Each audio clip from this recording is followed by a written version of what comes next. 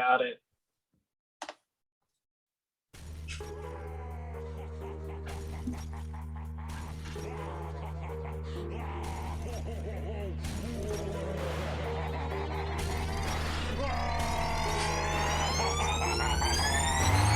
Yeah, we straight chillin', serial killing, pre-cold villains on the mic, got you reeling. 5-star rated from the floor to the ceiling. If you catch a 1-star, no time for feelings. Got a demon DJ on the ones and twos, by the name Beelzebub, so don't get confused. So grab a seat by the fire, roast a mallow or two, and prepare to hear the legend of the straight chillin' crew. What up, nerds, and welcome to another puppeteered episode of Straight Chilling, the weekly horror movie review show where you chill and we kill, slice, dice, and chop up yet another horror movie. My name's Bob. I'll be your host for the evening. This is episode number 375, recorded Sunday, June 12th, 2022. Tonight, we're talking about another Patreon pick. This one was chosen by Diego. The movie is Possum from 2018.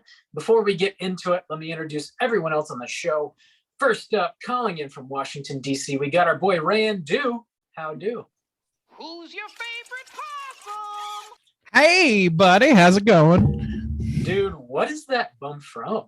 What? I don't. Well, I mean, if I told you, I'd have to kill you. Okay. You're my favorite possum. I know. That's why I played it. I'm prompting. I'm fishing for compliments on my possum doing here. Yeah, Please you're submit. the way you play dead better than anybody I've ever seen in my life. Oh, so well come on, done. man. That's good stuff. Wasn't that Really? nice of me? We call you Roadkill Randy for a reason. It's because I just lie there. Last but not least, calling in from South Korea, we got our boy Soju. What's up, man? What up? It's your boy. The Soju is crazy, strange, and deep, but he has promises to keep. After cake and lots of sleep, sweet dreams come to him cheap. He rises from his gentle bed with thoughts of Yabos in his head. He eats his jam with lots of bread, ready for the day ahead. Stains. And it also isn't penetrating you. That's a bummer. Bummer. Heavy bread, light jam. That's the way you go. I mean, it's good to know your jam preferences, but I'm not sure that added anything. To be Actually, fair, I'm heavy on the jam, typically. I've seen you eat a whole loaf of bread in one night, to be fair. Well, no that's jam. I've seen you no eat a whole jam. thing of turkey, Bob. Let's not go there. We've all eaten things we regret in life. Ain't that the truth? Usually whole things of them. Large amounts of things. Yeah, quantity Costco sized. is not the way to things. go. I'm usually I usually am heavy on the jam. I like to be real heavy on the jam. Yeah, I prefer jam. I'm heavy to on the jelly. base, personally. I'm a jammy guy, not a jelly guy, for sure. Yeah, I could go either way. I'm fine. Y'all We skipping know. out on the preserves, baby. Come on. We need to understand the difference. Where's the marmalade love here? We're not covering possum anymore. Do you guys go Lemon curd? butter, No. like butter and your schmear, or is it just your jam jelly? Depends on how clogged I want to be in my arteries that day. Yeah, I Um, typically go with one or the other, but I'll mix it up every now and then. Oh, Yeah.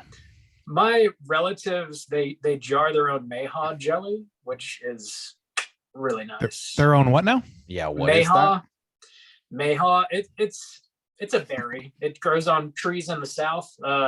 Yeehaw jelly, you say? Mayhaw. Yeehaw jelly. Yeah.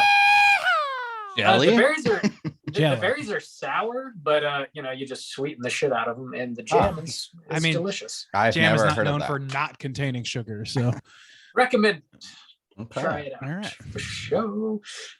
Mayhew Anyway, jelly, let's maybe jelly. the McMahon jelly. Let's get into some housekeeping real quick. Here's another reminder. We've got our July poll pick currently posted on our Patreon website. If you support us at the $5 level or above, you get the chance to vote on a movie we're talking about this July. The theme for July is Animals Run Amok. The movies to vote between are Lake Placid, Arachnophobia, and Island of Dr. Moreau. Whoa, Ooh. Bob, tell me how those numbers are looking. Woody woo. Lake Placid is in first place, followed by Arachnophobia, followed by Island of Dr. Moreau. All right. Heavy on the spider choices, possibly.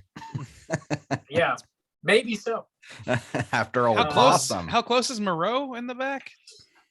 Moreau is 4 behind Placid. Arachnophobia is 2 behind Placid. Okay, so they are Close. spitting distance of each other. Yeah. Yeah, you could hawk a loogie and hit them all if you want. I guess. And I will. I guess people just hate John Goodman. Okay. Oh, okay. Nobody hates. Justin just took a Goodman. Korean class in reverse psychology. Maybe they all just love Oliver Plath. You ever think of that? Or Maybe. Betty White. Dude, Betty Oliver White. Platt? Platt, whatever. Yeah, that guy. You know the one. You know what I'm talking about. Robert Plant? That the guy you're talking about? Yeah, Robert Plant. Yes. He is in Lake Placid. Everybody knows it. Okay. Get your votes in before the end of the month. We'll see what we're talking about this July. In other Patreon news, we did drop a brand new mini cast last Friday. I was talking about the sci-fi television series Chucky, the entirety of the first season. If you support us at the $10 level or above, you get access to a whole backlog of Patreon exclusive episodes. We've got 68 episodes up there now, 69. Coming up Coming soon. next. Oh, Coming which one soon. are we gonna drop next? The infamous 69. I don't know. We got a few banked to choose Yeah, from. we We do. got to figure it I'll out. have to decide. Gotta make it a good one. I've always Uh, been a creeper. So you can check out all those mini casts over on our Patreon website. Also, if you do sign up at the $10 level, you get an RSS link emailed to you, and you can drop that into your podcatcher of choice and listen to all of those episodes on iTunes or wherever you typically prefer to listen to your podcast at. We also, in Patreon news, have a brand new Patreon supporter. We got to give mad shouts out. Oh, shit. Oh shit. Oh shit.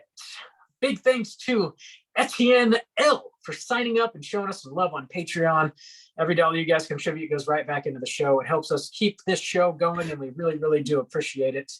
As is tradition around these parts, we owe you the straight chilling salute. This one goes out to Etienne.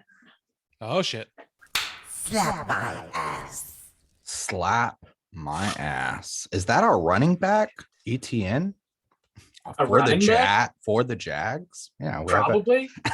Oh, man. I'm from Probably. Jacksonville. I don't know what the fuck you're talking about. dude, our running back that we drafted in the first round last year. His last name is Oh, ETN. yeah. Yeah, He- okay, yeah. Yeah, that. He- Oh, yeah. He came to Jacksonville because he likes our show. Yeah. You That's don't know why. what death is. You guys claim to love Jacksonville. Come on. Come on. I never you don't claimed even shit. know. Our boy Travis Etienne. Come on, boys. You know. Our boy, Travis. He'll be on our next show. Promise. He's our next guest. Dude, he might show That's up. a promise. He's my favorite possum. Totally. What else we got going on? At the time of you listening to this show, we will have already released a bonus episode on our main feed. Actually, Randy and I just recorded a recap of our experiences at the Overlook Film Festival in New Orleans, Louisiana. Oh my lord. My lord, It slam was a that den of into your sin. ear holes. It was. We ate, we drank, we were merry as fuck, and we got queasy in the biggies. I forgot to ask y'all, how many hand grenades did you have? We went in, and then I looked around and accounted for my age, and then left. That's exactly what happened. That is exactly what happened. Randy was Well, like, this isn't my place anymore. I'm too Randy was old. like, we got to get one. We got to get, one in Rome. We got to get one. We walked in, waited at the bar for a minute, and he was like, never I was mind. like, what a history am I recapturing by doing this? for you? Never mind. Oh damn. Yes, You even want slam that sweet taste on your lips, Randy? It's so Sweet sweet. taste The of grain minute- alcohol. Trust me, it's not the only source. As soon as it hits your lips, it's just so sweet. Oh my God. Randy and I talk about like 8 or 9 movies or some shit, and then all the other stuff that we did while in New Orleans. Check that out. And last thing I got here. Thanks to everybody that hung out this past Friday for our Joe Bob watch party. He showed Butcher Baker, Nightmare Maker, and The Baby, which is a movie we've covered on this show. God. La baby. La Baby. That was episode 310, if you can believe it. God damn. I know. Covered that shit like a year ago, which is nuts. A year and a half. Man, we're getting close to 400, boys. We need to come up with something. Yeah, we Come need to up do something with of some something. kind and to it, I guess. We got to do some. What if we just like reviewed a normal movie? And I was like, let's Impossible. review Insidious 3. A 70s Italian film. Oh God. Your Yeah, favorite. living your best life, I'm sure. Yeah, that's all I got. You guys have anything you want to add? Sure. Rigatoni. There you go. Rigatoni? Got it. My house is clean. Squeaky. His house is clean. All right, let's get into the main event. We're talking about Possum, and we're kicking it off with the back of the box. What's on the back of the box?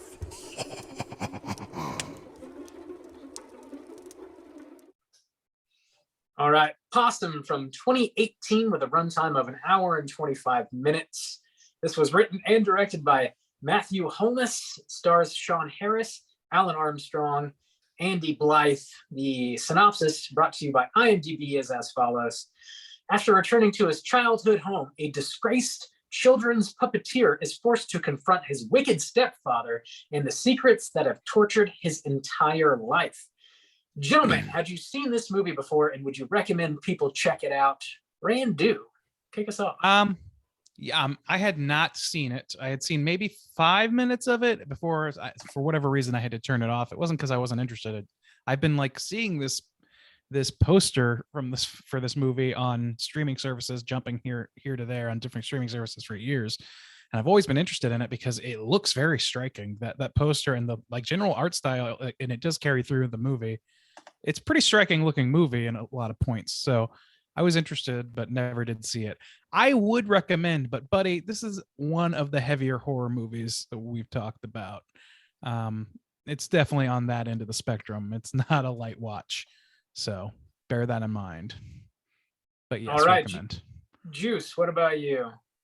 First, Bob, I believe it's pronounced opossum, but Possum. I generally would recommend as well. This is a slow burn as well. So if you have trouble with those, it's also kind of low budget. So the combination of slow burn and kind of slim pickings in this one might drive, some people away. As Bob wisely recommended, also there's some thick accents going on, so it helps to throw on some captions. So if all those options don't sound favorable to you, then maybe skip out on this one. But I thought it was a pretty interesting surprise film for me that I had never heard of. I'd never seen the poster, didn't know anything about it, went in completely blind, and I was very pleasantly surprised with what I got. Bob, how about you? Had you seen Opossum? Would you recommend? This was a total blind watch for me. I knew nothing about this movie, not even on my radar. I would give this one a light recommend. It's got some big David Lynch vibes, I think. Definitely a slow burn, very atmospheric and creepy. The story overall is pretty interesting, but I would say if like you maybe struggle with some like David Lynchian style storytelling, like maybe it's not for you. But yeah, I'd give it a recommend with that caveat, I guess. Yeah, sounds like a decent recommendation here from the Straight Chilling crew. Let's drop that spoiler warning and get into the rest of the movie. Here we go. Spoiler warning.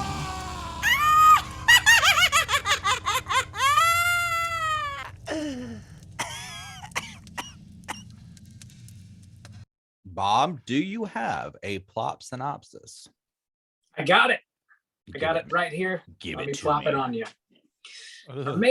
Main character, Philip Connell, who is a disgraced children's puppeteer, is forced to return to his childhood home in Norfolk, which is shared by his decrepit uncle, Maurice. His childhood home is in disrepair due to a past fire. Philip is haunted by a horrific spider-like marionette in his possession called Possum, which he keeps in a leather duffel bag. He tries to dispose of the puppet several times, but it keeps coming back. Maurice frequently mocks Philip during their interactions, such as mentioning the disgraceful circumstances that cost him his job and sadistically requesting that Philip recount traumatic experiences of childhood bullying. News reports begin to surface of a missing local boy, Michael, whom Philip initially encountered on the train ride to Norfolk. Authorities indicate that a man fitting Philip's description is a person of interest in the disappearance.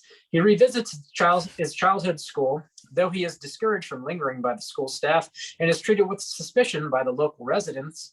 In a period of distress, Philip enters the school and requests that he be allowed to speak to his old former teacher, Mr. Grant. He tells the secretary Mr. Grant knew all about what has happened. The confused secretary has him wait outside, but Philip overhears her speaking with the principal about calling the police, and he flees. When he returns home, Maurice is gone. Philip enters a closed room, which is revealed to be badly charred from the house fire. He is suddenly attacked by a masked man in the shadows. The man removes his mask and is revealed to be Maurice. He taunts Philip about the deaths of his parents in the fire, which left him orphaned and in his care, where he was beaten and sexually abused. Philip hears a whimper from a locked chest in the corner. He ends up overpowering Maurice and breaks his neck. He unlocks the chest, and a terrified Michael scrambles away. Sitting just outside the house, Philip stares blankly ahead with Possum's head in his lap. Roll credits. Whoa, boy. Yay! Woof. Wow. Who's Woof. your favorite possum? Oh, Possum. He looks pretty rough. That's a fucking terrifying puppet. Yeah. And it honestly, like, the idea that it's canonically a puppet makes it work a lot better than it probably would have worked otherwise. Yeah. But I will also add that as I was watching, I was like, it would be pretty creepy either way. Like, there's some shots that they do in this movie with this thing where it's like, it doesn't really fucking matter if it's a puppet or not. That shit is fucking terrifying. Yeah. There's that one shot towards the end where, Yeah, I got like some weird noises. I'm just gonna try and fix real quick. Can y'all keep talking? Check. Talking. It's a possum day. Check. Big old Check. possum day. Check. Beep pop a doop boop boop zan zan zing. I think that fixed it. Okay. Okay, good.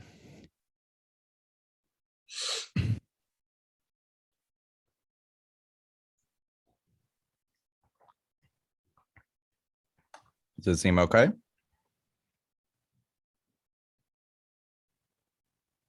You might be listening back. I'm just trying to find a good place to cut back in.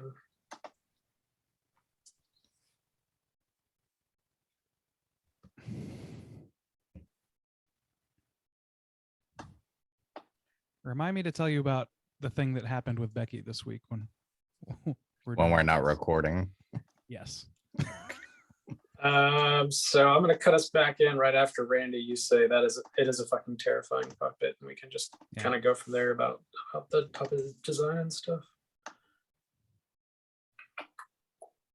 Do you want to pick it up, Randy? Sure. Are you ready? I'll point at you. Damn, I don't know. Check. Is it me? I hear it again. Check. Can y'all talk? Testing. Check. Big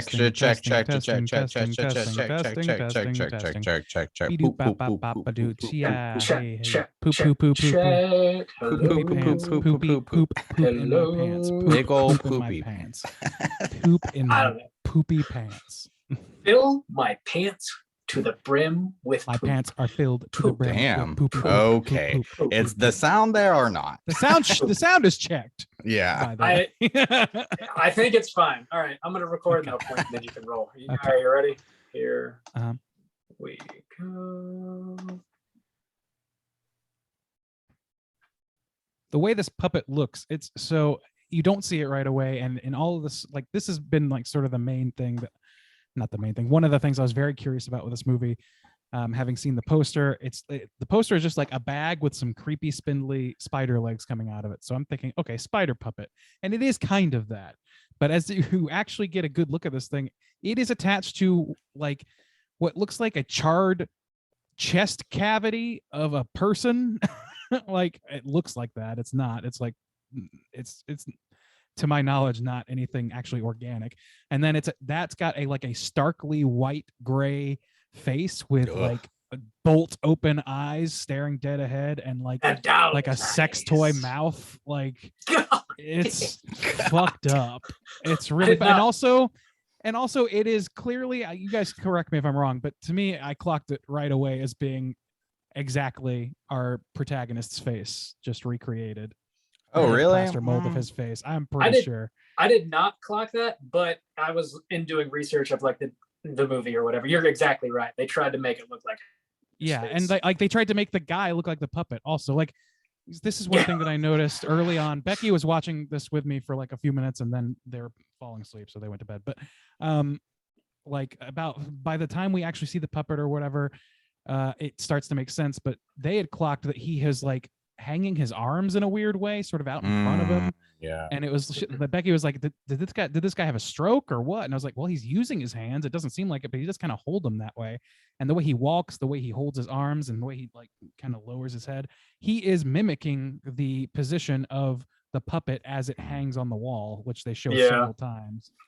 They do some fantastic shots with it. There's what the mirror one is something that pops into my mind where you can see it hanging in the back, and they utilize the fact that it's a puppet really well because it's just a terrifying visual. And they also kind of mix it in and tease it a little bit in the beginning with this children's book, which kind of reminded me of the Babadook. Because of that similar black charcoal kind of style, which I thought was really smart. And so in a lot of ways, I thought that this film was able to capture a lot of great, like low budget ideas that went a long way. Oh yeah, definitely. And like to talk about the book, like this movie definitely takes cues in my mind from Babadook, which is like one of easily my favorite horror movies of all time, for the record.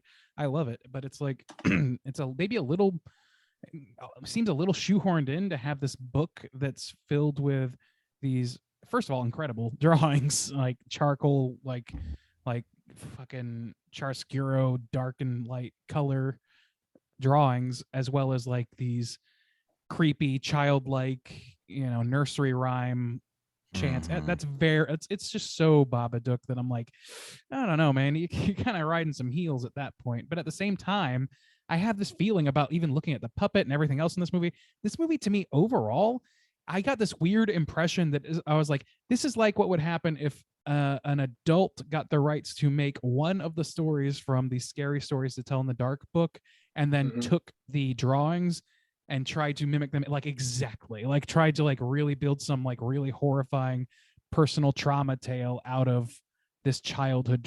There was just some weird connection there. I forget the artist's name of that book series, but like some of the art in that booklet was very reminiscent of that stuff for me. That's just the spindly sort of like gestural drawings. I loved that, but I also felt like it was a little bit derivative of Babadook at this point. Yeah, it does seem a little bit unnecessary that this puppeteer would also be like an amazing artist and like craft this book and then leave it in his house. Like it definitely is like the way that he's expressing his trauma, because like he definitely internalizes it and like doesn't ever talk to anybody about it. And that's confirmed by his uncle at the end of the movie. He's like, you never told anybody you were a good boy or whatever. His uncle's a fucking horrifying piece of shit. But it is sort of like unnecessary. Like the puppet would be enough to convey this story. The book is like really cool looking, and I like the children's nursery rhyme. It's like creepy as fuck. But it does seem a little unnecessary, I guess. Like, and would that be in this movie without the Babadook? Well, maybe, I don't know. Let me go against a couple of those ideas and things possibly, because at the end, once he starts kind of getting abused again, he goes into this kind of regressive state. And And in that way, even the way he walks and kind of goes and visits his old school, you have to think, is there some part of him that's in this state of arrested development or stuck in that?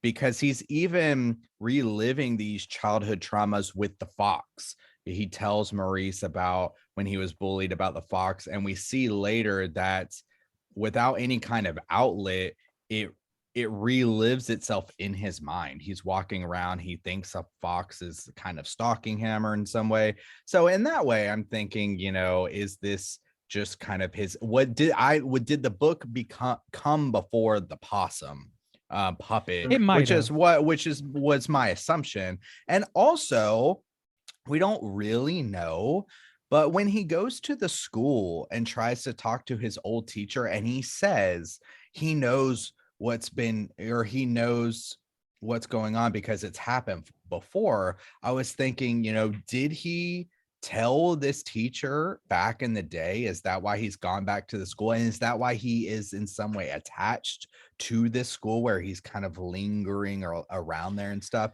And so I was like, those could be connected. And I don't know. I thought they covered their bases pretty well for all those options. It's not that those things don't, I mean, I don't know about that second part. That part's fine with me. But as far as the book goes, the only thing I would say about it is not that it's terrible that it's there. I just feel like it's largely there because Babadook exists. And also that if you took it out, this movie would not suffer for it, really. I disagree. I think I don't think it would be, I don't think that this movie, that made this movie so much better, but I think it helped with the idea of the spider and teasing it, the less is more, and building the suspension of what am I going to see? What is it? I think that worked as a really good horror element in adding to this film. Yeah. I like the idea that this is like a dark, twisted fairy tale that he's written himself to like express the terrible things that he's had to endure in his life. I like that. I don't know that it has to be in the movie, but I just dig it like aesthetically and how that obviously sort of influenced the look of the movie and how it was shot and framed and how they portrayed this like possum spider creature. It's like influenced by the book, and the book was obviously influenced by as soon as the movie started, I was like Nosferatu, like German expressionism is definitely influencing this here. And as I already mentioned, I think like some David Lynch type stuff too as well. But it's all sort of like rolled into this like book that we get. I dig the look. I dig the aesthetic of it. It's creepy as fuck. Yeah, I mean the aesthetic. I'm like, the thing is like I don't know. I don't want to harp on it, but it's a cool thing in the movie. I just don't see it as 100% necessary to tell the tale. And I guess maybe I could argue against myself because it is one of the few access points we get to some exposition. So maybe you have a point there. Actually, I'll concede that. But I to me it would like especially because it just the cadence of this movie is also very Babadooky, where it's talking about a past trauma. Its color palette is like the Babadook. It just seems like it borrows quite heavily from it. And I love that movie, and I think that you could definitely draw from worse sources than that. It just feels a little bit, just the slightest bit coattail ridey to me. Yeah, and that's a big similarity. I could see it, and in a way, this feels super low budget. And throughout, I was giving it a lot of kind of credit for that because I was like, they really are doing a lot with a little, and what they're able to get out of it is pretty impressive. But the overall story and some of the cuts are a little slim. They use it though to give some more credit. They use it as a pretty good red herring because I was just kind of getting the feeling of this sexual trauma anyways, the way that this guy interacts, especially with the kids or whatever. But when they were saying that he was a suspect and he's been hanging out at the school and hanging out at the barracks and stuff like that, and the way that they cut with him trying to dispose of Possum, but it keeps coming back, I was thinking to myself, is he trying to get rid of a body? Is thought the same thing. Yeah, is he, because he throws it in under this bridge and then he finds it with the head in the mud and then he tries to sink it. And I was like, that's a pretty good red herring. But they go to those cuts a lot. You know, they're playing like this trauma out in his mind. And sometimes so seemingly randomly. Sometimes. And so I was thinking to myself, are they slim on footage or story? Are they really trying to fill out this atmosphere That's a good call. or something like that? So I went back and forth. It was a good red herring. I did think maybe he was trying to hide a body, but at the same time, I'm thinking to myself, they use this footage too much. You know, I didn't see it as him. That's an interesting perspective, because I definitely didn't like clock that as him concealing a body. I thought it was him. Like, I thought the red herring was okay. Like throughout the movie, Maurice ending up being the guy who kidnapped this kid was a complete shock to me. Shock to you guys or no?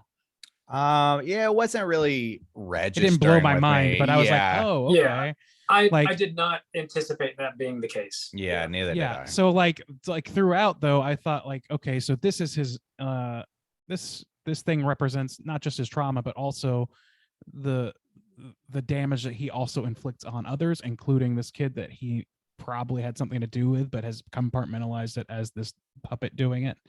I think that is a pretty clear red herring that I latched onto, and I was like, I would have been perfectly happy with that too, because the way it was presented was very effective. But having it turn around and be Maurice and still be also a representative of his trauma and stuff like that, I'm still not even 100% convinced that, like he's disgraced for some reason. We never get a reason why he's disgraced, what happened with his puppeteering career, how the Possum puppet is involved. We never even find out why it's called fucking Possum. We don't know anything about any of that stuff. So we don't know exactly how dangerous this thing is in the mind of this man. We know it's dangerous to him as a person, as an individual, this thing that's in his head, this thing that's he can physically hold and puts into his life, that's in his life. But we don't know how dangerous that is to others. And that's what makes it such an effective mislead, to have then Maurice, the guy who clearly inflicted some damage on the guy throughout, but we didn't, for whatever reason, I didn't like clock him as being like a chief danger. They do a good job of concealing that underneath this dude's pathos. He's just like so old and like beat down. Like he's a piece of shit. Like he treats almost Philip seems horribly, but he's not a threat. He's not like physically imposing. And then like when he tackles him in the attic, like, holy fucking shit, this dude's like, he's got a little steam left in him. And that whole like sequence is really dark, man. He's like cramming his like hand in his mouth, and it's really dark. Spanking him, and extremely dark scene. I thought they did a good job of kind of infusing some maybe inspiration for the possum, because the way he does his fingers, he's got the 4 fingers and he's flailing them kind of around. He's like, you want Maurice's fingers, don't you? And they're kind of dark with soot because he never cleans himself, which is disgusting. And so in that moment, and it's also, again, like I was saying, it's when the guy kind of reverts and he starts kind of acting like a child again. And so I was thinking to myself, this really makes sense for that book and stuff like that. And so I thought they did a pretty good job of kind of connecting those without having to tell you this is the inspiration or whatever. Oh yeah, you can easily, I think that's true. Yeah, like they don't bang you over the head with it or whatever, but there's a clear visual inspiration there. And also just the constant references to black and soot and the very dark legs, but the very white face, like those things are all have to do with the fire that took his parents' lives. Sure. Well, also not just the fire that took his parents' lives, but the fact that the abuse happened in the room where they did not repair where the fire took his parents' life. So there's soot everywhere. Oh, is that? So yeah. So he goes into that? Okay. Well, he goes into that room and there's the blanket laid out there, Mhm. and that's where Maurice again attacks him and has the other boy. That is the area where he abuses them. And because of that, he has the black soot and everything all over his fingers, which he, uses to purposely abuse him and force into his mouth and things like that. So I thought that was a really good connection payoff in the end. I didn't clock that was like his kill floor consistently. I mean, obviously it was in the end. I just didn't really garner that, but yeah, that makes sense. Yeah, the As- blanket on the ground. Yeah. It's all like stained and it's got a I just thought headboard that was above his it. parents' former bed, and it was like, it was a traumatic room for him for that reason. I didn't really put together that was like the killing floor, so to speak. Well, I think it makes it even darker, baby, because Maurice obviously uses this kid's trauma to affect him even more. He tells him, like, tell me this embarrassing story about yourself. He's teasing him about his parents dying, as he's abusing him. And so I thought that was just an added layer of the kind of trauma. It's like to do it in that room that took his parents' lives, which is really, really dark and fucked up. Let's talk about this real quick, because I think this is all kind of this is all like about that. Like, so you've got this scene right before the climax, maybe, where what is our lead's name? I keep just calling him something Philip. else. Philip. Yeah. So Philip goes in the backyard where he sees Maurice like burning some papers and stuff, and saying, "I'm gonna leave town," or whatever, basically implying that you've made like you're on your own now, because you obviously did some fucked up shit, and I want to get out of here, is basically the implication that Maurice is trying to give to Philip, or that's what I gather from it. And Maurice takes that opportunity to then burn the possum puppet, and they both do it. And Maurice is like uncharacteristically like emotional about this. He says something like, I don't even remember, but hey, like, he's like, "I'm sorry that all happened to you," or whatever. Like, he was like, Yeah, he's like, I didn't know. Yeah. And I don't know what he's talking about exactly, but Me either. that was really confusing. But also, like, a few scenes later, he goes up, he says, "We burned the puppet. What are you talking?" And Philip's like, we burned the puppet. And Maurice is like, "You must be confused, lad. I don't know." Because like he can't find the puppet's remains or anything like that. So what's going on there? Like, is the puppet like taking on its ultimate form as like just a symbolic thing that doesn't truly exist anymore? Like, what's happening? Yeah, Like, did it ever? Well, that okay. specific puppet could just be in his mind, because it keeps coming back and coming back, and it could be in his mind. As the same condition as before, seemingly. And it starts moving on its own, which is definitely in his mind at that point. Well, yeah, that's gotta be, like, unless we're just going full bore, like, I don't know, breaking from reality, pretty much. Well, I wasn't thinking about this during the film, but listening to you describe it and kind of processing it. If he goes back and there are no remains, and Maurice says, "I don't know what you're talking about. We didn't burn it." And then you're also mentioning the idea of Maurice saying something very confusing and out of character, like, "I'm sorry, I didn't know that happened to you," when we obviously find out that he does know what happened to it, because he did it. Well, I'm saying maybe it's Philip projecting what he wants to happen. He wants to get rid of this possum. He wishes that he burned it. He wished that Maurice would, offer some sort of apology or something to him. And so it could just be a projection. I don't know. I didn't think about it during the film, but yeah, that is kind of strange.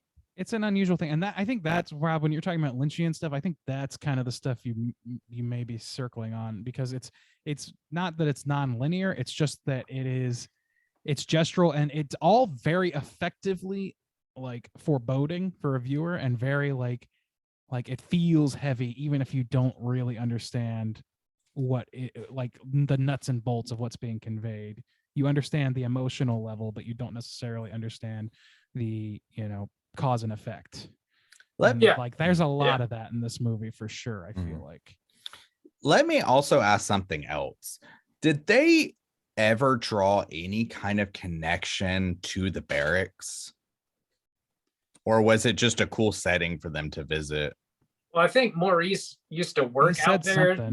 Maybe Yeah. that's where he did some of his dirty deeds too. And then we see Philip go Okay. out there and try and I think that's where he like curb stomps the puppet. I think is at the old barracks. Mhm. I think he Okay. goes out there. I know we get some animation of the spider crawling out of the barracks. I couldn't remember that Maurice said that he had worked there. So I was like, what is the connection to the barracks? Because otherwise I just thought, oh, that's a cool setting in this small Yeah. kind of decrepit town for a low budget horror film. But I was like, why is he there? You know? Yeah. And Yeah. let me go ahead, Bob. I was gonna say, did you guys want more like puppets moving around on its own free will than you got? I feel like I kind of did a little bit. I wanted a little more like creepy puppet imagery crawling I on the think- walls and shit. I think it left me in the perfect spot of wanting more, but I don't know that getting more would make it scarier. It's that, Gotcha. you know, like what you don't see sort of thing, you know? Yeah. I don't Yeah. know that like I don't know if you did a whole like slew of stop motion that this movie would be better. It would be kind of aesthetically cool, but I don't think showing more of the puppet than they showed makes the puppet scarier. Yeah. I thought it was a good amount because they also used some good, like with the combination of the book and the interesting shots of it being shot in the mirror where you can see the head, or just at a frame when it's in bed with him and he pushes it out of bed. That's I was thinking to myself, what was that? Because it just happens in a split second. They give you the same shot kind of further away next time you get more of it. But I thought that they actually handled that pretty well. And I was thinking that animation was probably the most expensive thing. And another good reason for introducing the book, because the book is drawn in this charcoal, when they go to the animation of the spider, they're able to kind of make it look maybe a little cheaper because it's mimicking the style of the book. You know, so it doesn't have to look necessarily realistic if Yeah. it's kind of looking like a charcoal drawing. So I thought that was another kind of smart choice. I mean, I think it's, I don't know, like, I think it's a cool thing, but I don't know that it's as utilitarian as the fact that it's just a puppet. Like, it being a puppet means it doesn't have to look realistic. Yeah, but And we that- don't know that for a 30% of the film. When we start seeing, so we go to the barracks and we start to see some of the animations, and we see some of the animations of it coming out of the bag before we actually see the puppet. But we were told that it's a puppet, like, by Maurice and Philip at their first meeting. Yeah, They I talk guess about that's it. true. Yeah. But we haven't Um, seen it yet. So I guess, yeah. We haven't seen it, yeah, because they're concealing their shots a little bit. But like I'm not to diminish, because I do think that there is a strong and intentional correlation between those charcoal drawings and how this thing looks. But I also don't know for sure that it necessarily makes it more acceptable for it to look a certain, like, Mhm. for realism to leave the door. I think it being a puppet does that job. Which is one of those reasons where I'm like, yeah, like, so like it's a puppet. It already kind of has that accomplished. If you just found poetry, would it have the same thing? I don't know. If they had just found the poetry and there hadn't been like these badass charcoal relief drawings, as much as I love them and I think they look awesome and aesthetically, like, they're a little Babadooky at this, and at the same time they're a little maybe superfluous. Mhm. Is the whole thing. I don't want to go back to that conversation though. Like, we've already kind of covered that, but I still think that I just still think that. But like, just visually, I'm really struck by this film. I will say that this is also like the Babadook, very heavy film, top to bottom. There is no fucking levity in this movie at all. 0%. Yeah. Did I had a question for y'all. The green balls in the jar up in the cupboard. Mhm. Do you have any guesses as to what the hell those might be? I don't know what they might be, but I know what they signify and why it was disgusting. I What mean, do you think they think are, it's- Randy? I think that they were the thing that Philip was given post assault to Mhm. placate him as a child, and now it's like a power move thing for him to offer him Mm. those candies now as an adult. You know, like it's like, which is it was always a power move, really. But like as an adult, he's like, Yeah. oh, you want some of those? There's really like, oh, you want me to fuck you up again? Like, it's really a threat. That's exactly what I thought as well. Yeah, I thought they were just like old school Tide Pods, like washing his mouth out yeah. for sure. Old school Tide Pods. No, Like I Some of mean, those Tide Pods. old world Tide Pods. I thought it was candy, but the way that's when I started. He to also get almost puked when he tasted it. that was the thing that made me go, okay, I think there's something sexual in nature going on here. The taste of this candy, I didn't think it was It was also actually handed by the disgusting. guy's sooty fingers too. So yeah, I think that's it. Yeah, I mean, I think that this movie, like the one, I'll say this, like we talk about it being lynching or whatever, and like, like not necessarily making perfect sense, but I also think that this is a movie that maybe could make perfect sense if you look at it long enough and give it in like a few other passes. Like I think we're making more connections for each other than we made on our own individually, which is good, and which is what like a mark of an interesting movie to me. And But a I'd good also podcast. a great podcast that you should subscribe, like, Right? and smash Really that bell.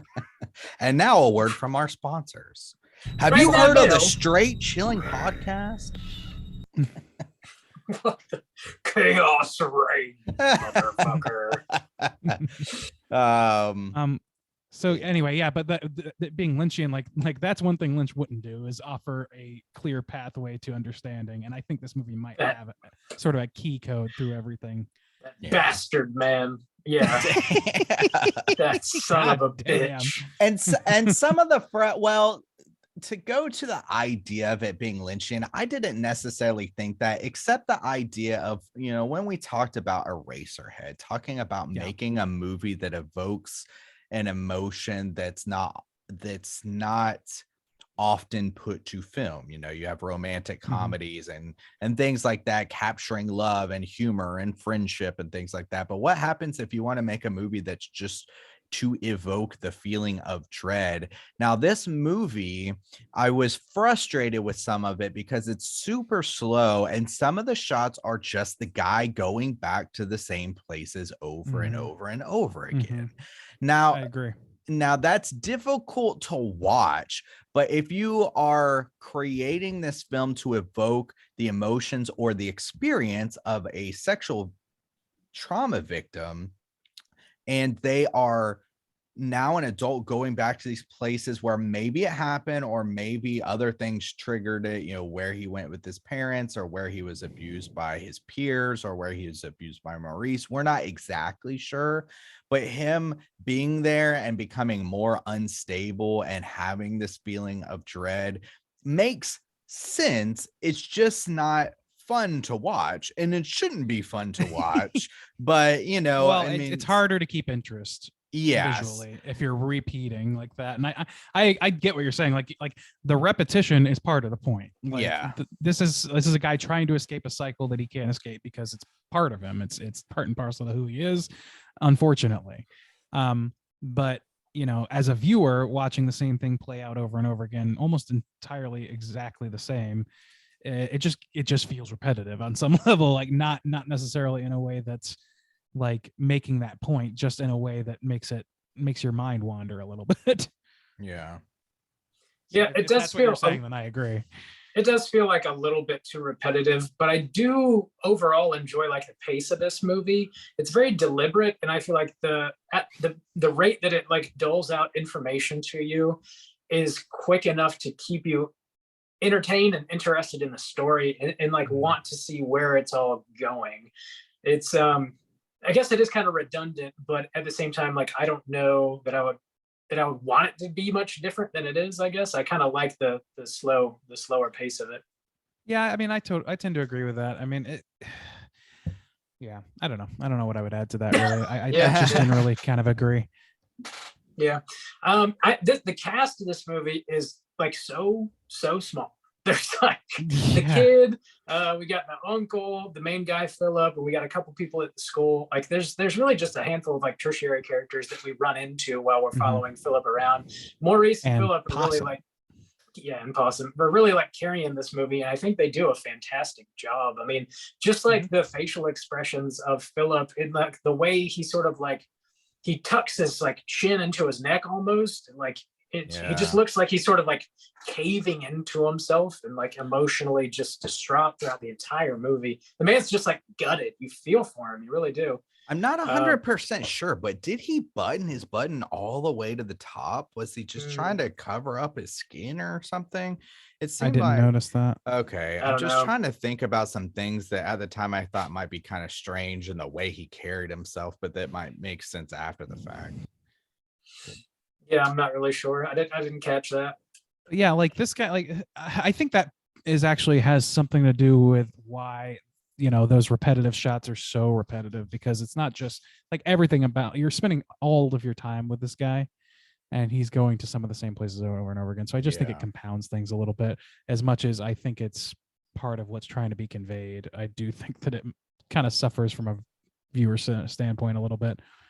But let's talk about the fox thing. Like, are those foxes even there at all? Do we think any of them? See, that's why I don't think so. And that's why it's okay for me to accept that he was able to project the burning of Possum, because once we hear, so though it's almost like a view of how this guy processes trauma.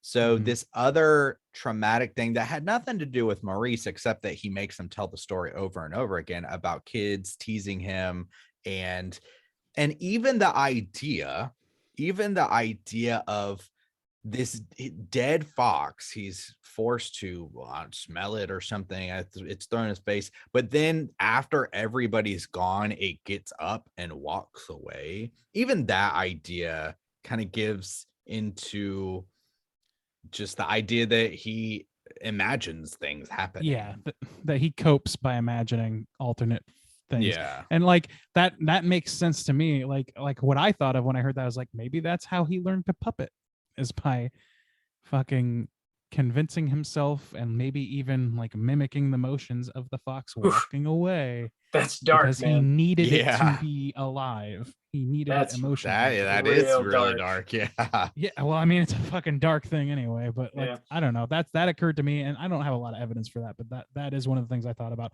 And that's one of the things I like about like how fluid some of those things are. I think that we could easily just be like Bob Dick, where it's like, okay, this is largely, you know, contained within this one man's mind. But I just think that there's a lot of like just general symbolism in this movie that, like, similar to like Men, like we talked about last week, where there's a lot of symbolism that is not necessarily in any one character's mind. It just sort of is that kind of film that is using symbolic languages to communicate to the audience, you know, just as from the filmmaking perspective. So I see some of that maybe happening too. So like, who needs reality? Like, if you're telling the story and everybody's getting it across, that's the Lynchian thing, is like, it's a conversation between filmmaker and audience, not necessarily between, not necessarily a play being constructed of characters to audience. If that makes sense. Yeah, for sure. That whole, as he's relaying the story of the fox, like, it's just, it like illustrates how cruel children can be. And like, you know, they murder this fox and then bully this kid and like cram his face into this like fox corpse. Like, it's such a dark, twisted story. And then on top of that, he's being raised by an abusive uncle. It's like, this, I don't know, this dude had a pretty hard life. And Well, like, and his parents died in a fire. his parents, like, considering he turned out to not be like the one that abducted this kid and is like abusing children, as far as we know anyways, like, he's doing all right for himself. Well, that's, you know, let's also like go to that for a second, because we are told outright by every resource pretty much that he is a disgraced puppeteer, and that he is going, he's like, well, once I destroy the puppet, it'll be fine, they'll take me back. And it's like, take you back where? And what happened? Like, we don't know the specifics of that, which makes it all the more like, it depends on what that is as to whether or not, you know, we believe that he is capable of what we later find out he wasn't doing. So as far as we know, he is abusive. And that's the thing, is like abuse is cyclical. Like, if you are an abused kid, you have a higher likelihood, statistically speaking, of abusing kids later on. So is What that if being he- pointed at? What if he did imagine all of this? Like his uncle is dead, and like he goes back to his childhood home and like just imagined all of this, and he is the one that abducted the kid, and then thinks that he Maybe. like fought his uncle off and sets the kid free. That's an interesting point. Like maybe, because honestly, like he, I Yeah, that's possible. several references to it being his house. Yeah, They make it like, you know, And it the being house in is in complete disrepair. disarray. Yeah. yeah. That's true. Yeah.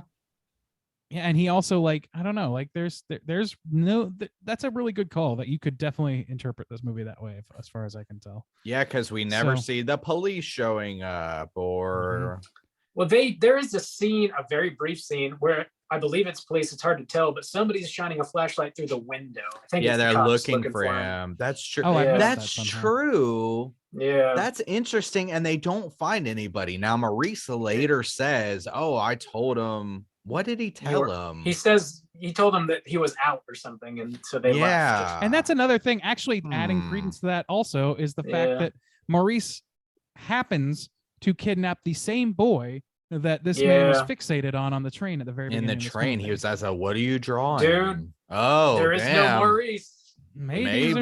We finally arrived. Maybe. We got there. That's very With well, everything that else seems- that we've seen, it would be hangs together. acceptable. Yeah. Yeah.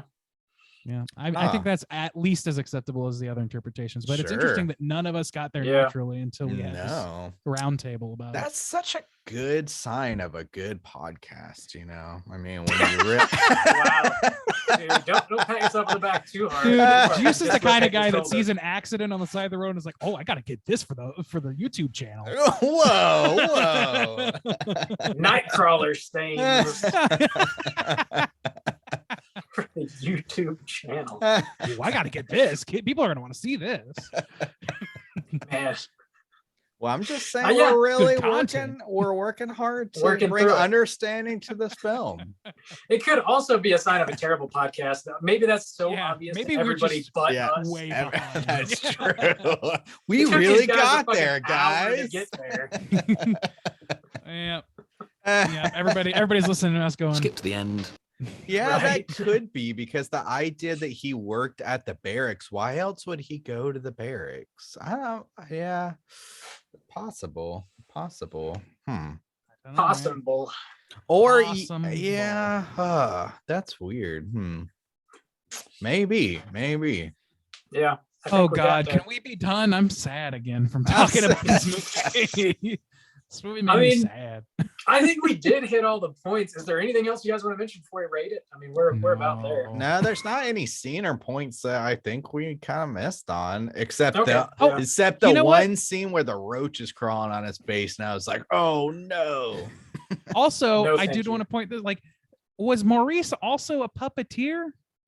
Did he say something to those lines? Like, did he He learn was- his trade? He was a He was puppeteer. diddling Yeah. with some So he would have puppets. used No, his fingers. He to puppet specifically things? he specifically said it runs in the family. Right, And then he's like, that's "But you're not my but dad." you're not my father, Maurice. So yeah, I think Sure. Maurice was in some way some Maybe kind of he And- sees it. oh. Oh my God! And Maurice is sticking his fingers in him. oh damn. Ooh, But also shit. too, he pulls out that creepy one and he's like, you remember this one, don't you? And I was like, what the Yeah. God damn. Damn, there's some richness to this movie, man. No question. It's skeeving me out. I don't like Yeah, it's extremely troubling though. it's dark and Every new revelation is not fun. Oh God. Oh no. when's the first time we see Maurice? It's not when he first gets home, right? And he It's like always calls out. He always says like Maurice. Yeah, he does. Yeah, that's true. Yeah. He's not there I right don't away, know. but his bag is moved Yeah. from the middle of the ground to the table, the other room. But they don't like it's still he leaves again and comes back, and then Maurice is there, I think. Yeah. Huh. Anyway, I don't know, man. It might be worth a second watch, this movie, honestly. Like it Uh-oh. seems like it could be. Not today. Right. now. Maybe give it a few months and a few sessions of therapy. But Damn. Yeah. Well, let's go ahead and rate this thing out of Yeah. 5. Juice, why don't you kick us off? How do you feel about Possum? Oh, Possum. This is tough because I even through the initial watch before we are talking about some of these things, I just kept thinking to myself, they're doing a lot with the little, and I couldn't help but respect so many aspects of this film because they go to these creepy locations that are probably super easy or cheap to shoot at. They're just in this small, Scottish or wherever they are town that's just decrepit, and I'm sure there's a ton of places that are like that. This old barracks building, just this old bridge, simple places but that are effective and they use well. Even that area where he's trying to put the bag in the water and sink it, it just looks so run down and abandoned, in a place you just wouldn't want to be or live, but that looks realistic. The tension between him and Maurice, I thought the dialogues were really good. The idea of him forcing him to tell him the story and how disturbing it was, and then how it played into him seeing things later on. The puppet was so creepy, such a good design, and so effective for something that you can practically make for a reasonable amount of money and use so well through creativity and creative shots in the mirror. That was so smart to me. I just couldn't help but admire those kind of things about this film. It is slim though, even with a lot of shots going back to some of the same places back and forth, and it could help to tell the story as we were talking about. But this movie is like an hour 25. So it's super slim and a bit repetitive at times, and it's no fun to watch. So enjoyment level is very limited. I can really appreciate the art and the craftsmanship and the creativity behind it, but it's not fun to watch. So in that way, it's going to be kind of capped for me. But I do respect a lot about it, and I think a lot of the craft is really admirable. And yeah, and for it to be completely off my radar too, I was impressed by that. It's like I know nothing about this film, and it impressed me. So right now, I think I'm going to put it at around a 3.5. I could see it going higher maybe later, but right now it really is kind of bumming me out. And so the overall score has got to be capped a scotch. So I'm going to say 3.5, but really solid, and a lot of respect there for Possum. Robert, how do you feel about Possum out of 5? I think I'm pretty well on the same page as you. The puppet is absolutely terrifying. It's like the stuff of nightmares. I love the design of it.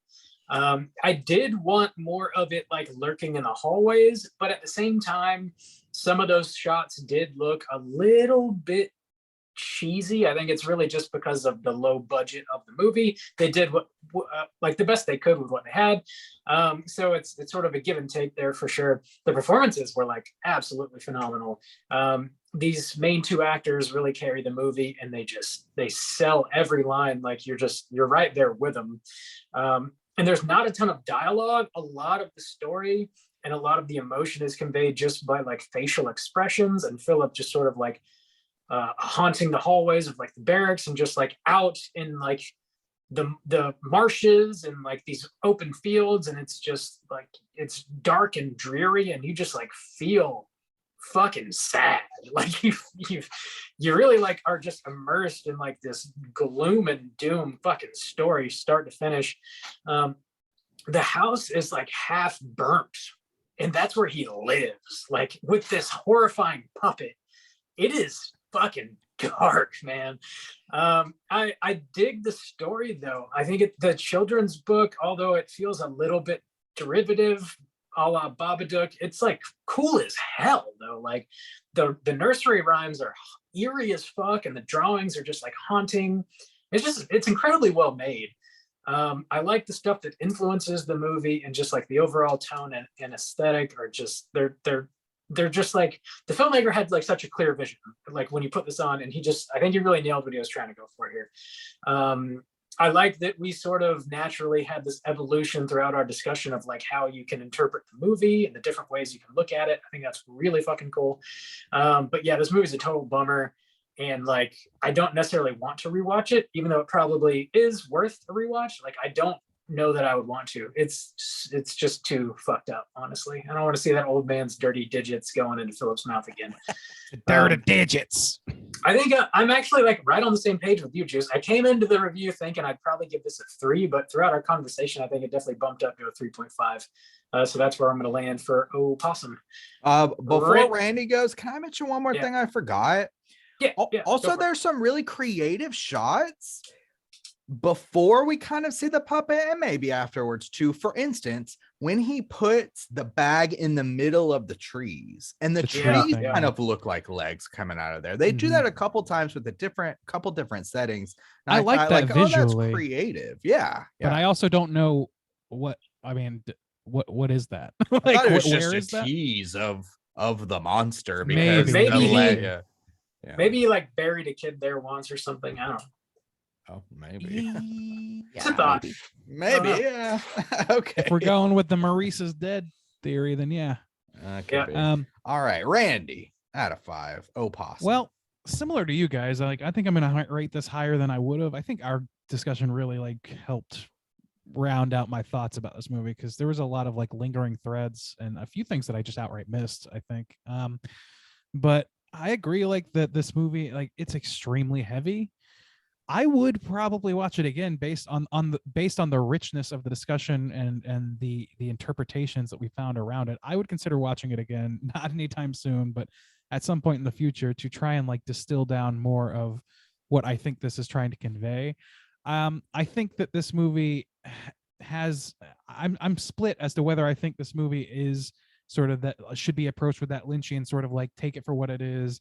This is about how you feel watching it, not necessarily about person A goes into setting B and what things like that. Like, I don't think the nuts and bolts really matter unless they're adding to that emotional dread and fear that we feel throughout.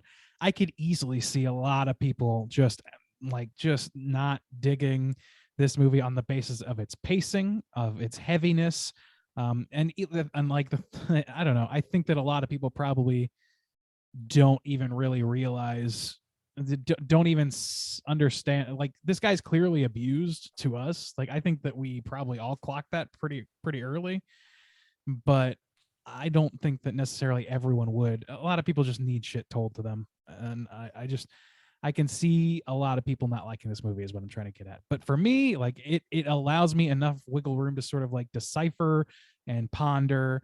It gives a lot of ambiguity where it's beneficial for me to be able to, look at it this way or that way and through different lenses. And it's prescriptive enough to where there's a firm structure to build those sort of readings on.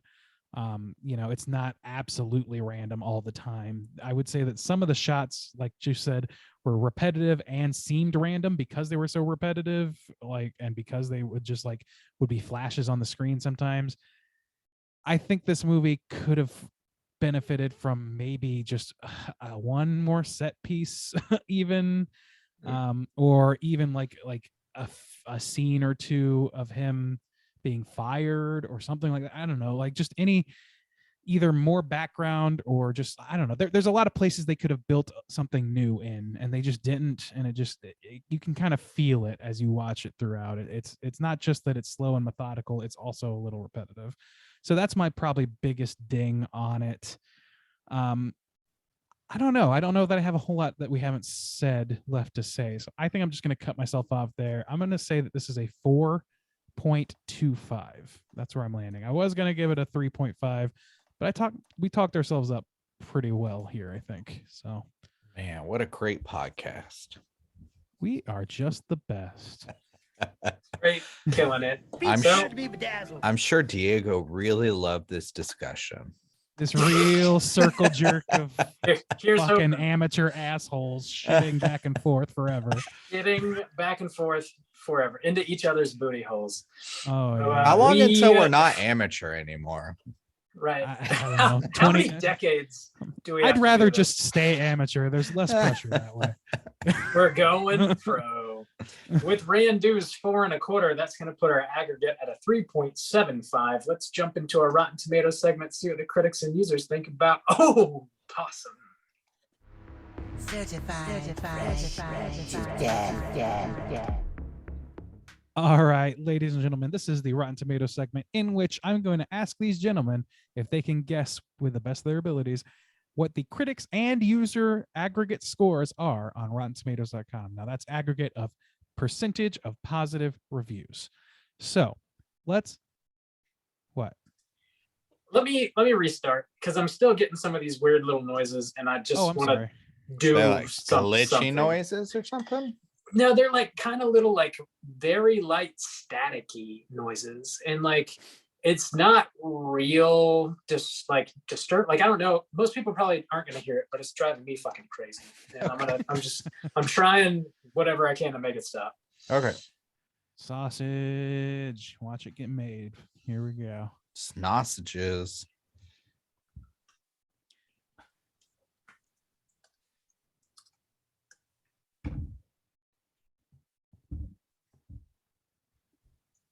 And we might need to restart Zoom. I don't know. I'm gonna try this first though.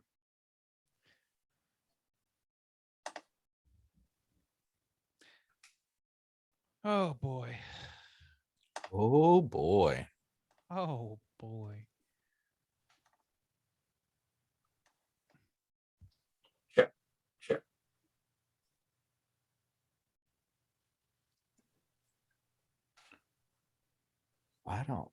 I don't hear anything on my end. God. I should, all these years I've been reading negative critic reviews. I should have been reading negative user reviews. They are far funnier.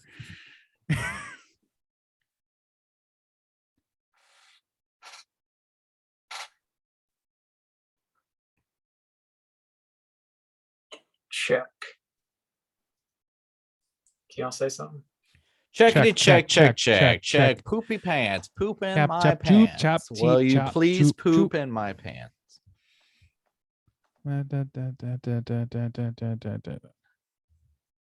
Is it still there, Blue Bear? Yeah, Bobby? I think it's still there. Wow. Holy shit. Really? What?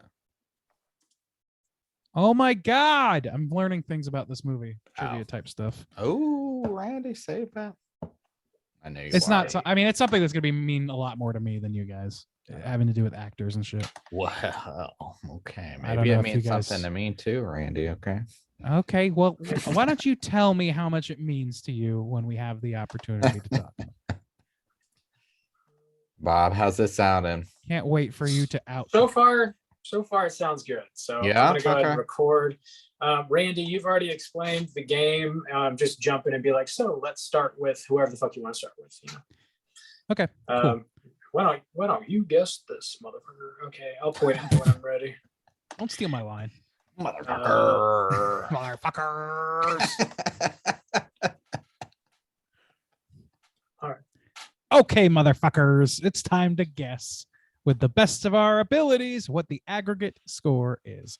I'm going to start with Juice. Juice, what do you think that the critics specifically had to say about this movie? Oh, I'm sorry. There are 41 critic reviews. 41. Okay. Who? That's pretty slim. So I'm wondering who's reviewing this. Maybe locals. I don't know, festival goers, if it was around there. So I think in that vein, it will probably lean more positive. So I'll go kind of around where we are and say 75. 75. Bob, how about you? That is exactly what I was thinking. I'm gonna go up or down, up or down. This critics, I feel like critics would be pretty positive about this, I think. So I'm gonna $1 up with a 76. 1776, baby. Okay. Bob. Well done. You have taken it this time around. It is a Yes. It is a 90% positive. Whoa! Certified fresh. That is review. quite high. Whoa. It is Can a I- high. Can I get a Hellscape? A hell skeet. All right. All right. All Can right. you dig it? All right, well, let's go to the You other end of the world dig it. here and talk to the 250 plus audience members who That's reviewed on real. Rotten Tomatoes. 250 plus, that's also low. Yeah. We'll start with Bob this time around. Bob, where do you think those audience members fall on the spectrum? I gotta think it's lower than the critics. 90 is just so high. This is not a crowd-pleasing film by any means. I think you Oh. definitely have to be like ready for a movie this heavy. So I'm gonna go like with relatively low, like a 55. 55. Damn. All right, Soju, how about you? Yeah, that's pretty low, and that's probably a pretty good guess, but I'm gonna take the high end, and I'll say since it's so low, maybe people who just like this film are kind of coming out for it. So I'll say 60. 60. All right, well, Bob. Well done again. It's a 52%. Nice. 52. Did I 90, get 52? a hell skeet sweet? Sweet, Bob. Whew, that never happens ever. It's been a while. I've had a bit of a dry spell. It's all right. Oh Bob. yeah. Time to Oh, get yeah. wet. Okay, Chief, take him away. I'm gonna go home and sleep with my wife. Oh yeah. Hell skeet, motherfucker. All right, Bob. Yeah, so Congratulations. 52%. Here's what the critics' consensus says. Unsettling and absorbing in equal measure, Possum presents a dark character study rich with rewards for fans of chilling genre fare. Okay, sure. Great chilling, genre fair. Straight Mhm. chilling. I see. TM. Yes, so let's go ahead down and we're going to read some Yeah. negative reviews just for the funsies. And I've discovered that, man, we've been plugging away at the wrong well here. We should have been going to the negative reviews from the users because those fools say some wild shit. Here's one person who wrote, this is a half-star review. I didn't see one bit of horror in this film they call a spider possum for the whole movie. That's HOLE Oh. movie. Oh While the my main God. character stands Oh my- awkwardly.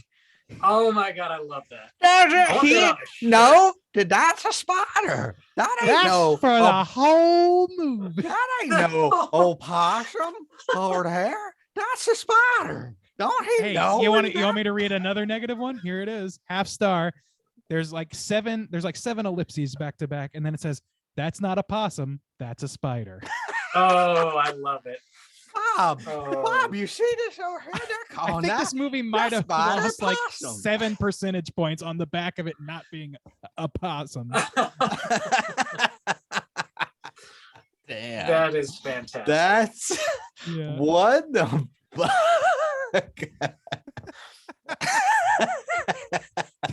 That's not no possum. Bob, I've look at- seen a possum Look and at I've this seen over a here. spider. They want And to I say ain't a fuck. they won't say this spider's a possum. You believe that? And they say a computer can do my job, but it not can damn do. Quite ironic. Yeah. So that's I our love it. Rotten Tomatoes. That's thing. why they hate the movie. It's just Yeah. not a possum. That's I want literally a the only line in this goddamn review. possum. That Where's is it. my possum? Also, the spider legs are on the poster, so there's Yeah. no way that you would watch this film and not know that that's coming. A lot of people say it's boring though too. in Oh fairness, my so- god, Which is, that's we kind of called that shit's ridiculous. It really is so for the whole movie. They called the spider possum. Why they call spider possum? Can we make shirts that just say like spider don't equal sign possum? I mean, yeah, that's one that I think you guys could put together pretty easily. No, it's got to be expertly designed by Rand. Sorry, guys, I don't know how to make that glyph. I'm sorry, I don't know how to do it. Wow. Randy, thank you for the Rotten Maters segment. I do have some trivia. Let's go ahead and jump over into it. All right, let's do it. It's totally time for trivia. Hey, can I lead with something Yeah. go that for I it. discovered by reading some of these negative reviews? Or actually, this was a positive review.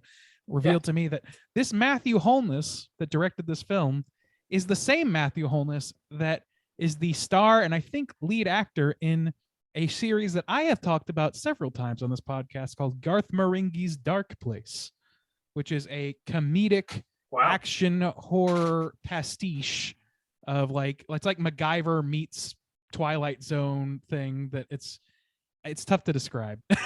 But it's extremely funny and silly, and it's very strange that this guy who is absolutely like he's listed as a comedian, and that makes sense to me. This is like his number 2 thing on his IMDb is Possum. Number 1 is Garth Marenghi's Dark Place. He's That's the fucking main crazy. character, Philip. No, he's the writer of this movie. Oh, the writer. Okay. And gotcha. director. I thought, and director, I think too, right? Yeah, okay. It just Yeah, says and writer director. under this, but yes, Okay, it's both. that's interesting. That was just so like that's why I was like gasping over here because I knew you now that means more to you than it does to me, right? Oh yeah, that's Oh, okay. that's Oh, very. I'm glad that you meaning- won I'm glad that you won that. That's very Congrats on your big win. meaningful.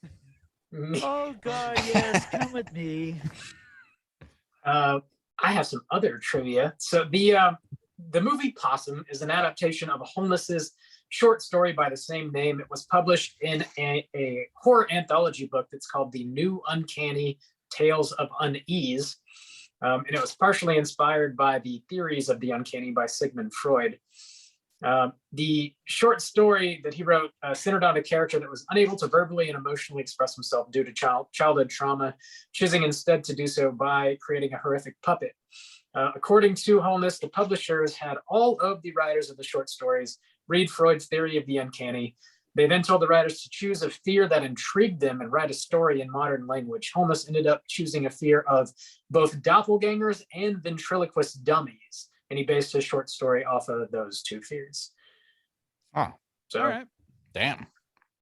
yeah. That's I interesting. don't- the An interesting doppelganger thing approach. is super interesting. Like maybe like the puppet was seen as his doppelganger. Yeah, that's I what guess. I would yeah, guess, definitely yeah. was. Yeah. Like yeah, I mean, like throughout the movie, they make so many like apart from it, like physically the face is Yeah. molded after the guy's face, but like Yeah. aside from that, the way the guy holds his body is similar. The way I don't know, there's a lot of like visual service paid to that end. Yeah. Speaking of the visual style here, the movie was inspired by public information films that Holness saw in his youth. Some of the other inspirations include Dead of Night from 1945, George Romero's Martin from 1978, and various German expressionist films such as Nosferatu. There you go. Good call on the German expressionism. What else do I got here? So speaking of Romero's Martin, the role of Philip was originally written with the intention of having John Amplis, who had starred in Romero's Martin as the lead, Martin. The role instead went to Sean Harris, who had responded very strongly to the idea of starring in the film after reading the script. So that would have been really fucking interesting, actually. Huh. All right. I mean, Sean Harris did a great fucking job, though. So I don't know that I really want to see anybody else do it, but I think that's cool that he was so inspired by Martin that he wrote the part for the same actor. The idea behind the creation of the puppet came from Holness's own fear of spiders, while clarifying that in the original short story, the possum was made by Philip, constructed out of pieces of roadkill and dead animals. Oh God. What? With the intention to reference Frankenstein's monster. But they didn't want to do that in the movie because I guess it would just be like too fucked up, I guess. Are Yeah, not it's- practical. That too, yeah. That's fucked up. Yeah, that's real. I don't know how to Somehow respond to that. darker than the movie already is. So it just would have been Yeah. even darker. Damn, Garth Marenghi, chill the fuck out. Chill the fuck out, yo. The Stiff Key Marshes was one of the locations where the crew had filmed this movie. It was also a location where the fabled Black Shuck was purported to haunt. So in English folklore, the Black Shuck, also known as Old Shuck, Old Shock, or simply just Shuck, is the name given to a ghostly black dog, which is said to roam the coastline and countryside of East Anglia, one of many such black dogs recorded in folklore across the British Isles. I think that's fucking Cool. Never heard of that. Are you guys familiar with Yeah, that? that's no, definitely not. No, that's news to me. That's very, very Anglo. Black Shuck. Yeah. So that's pretty much all of the trivia I have for Possum. Let's go ahead and jump into our Cooter of the week. Straight chillin'. Cooter of the week.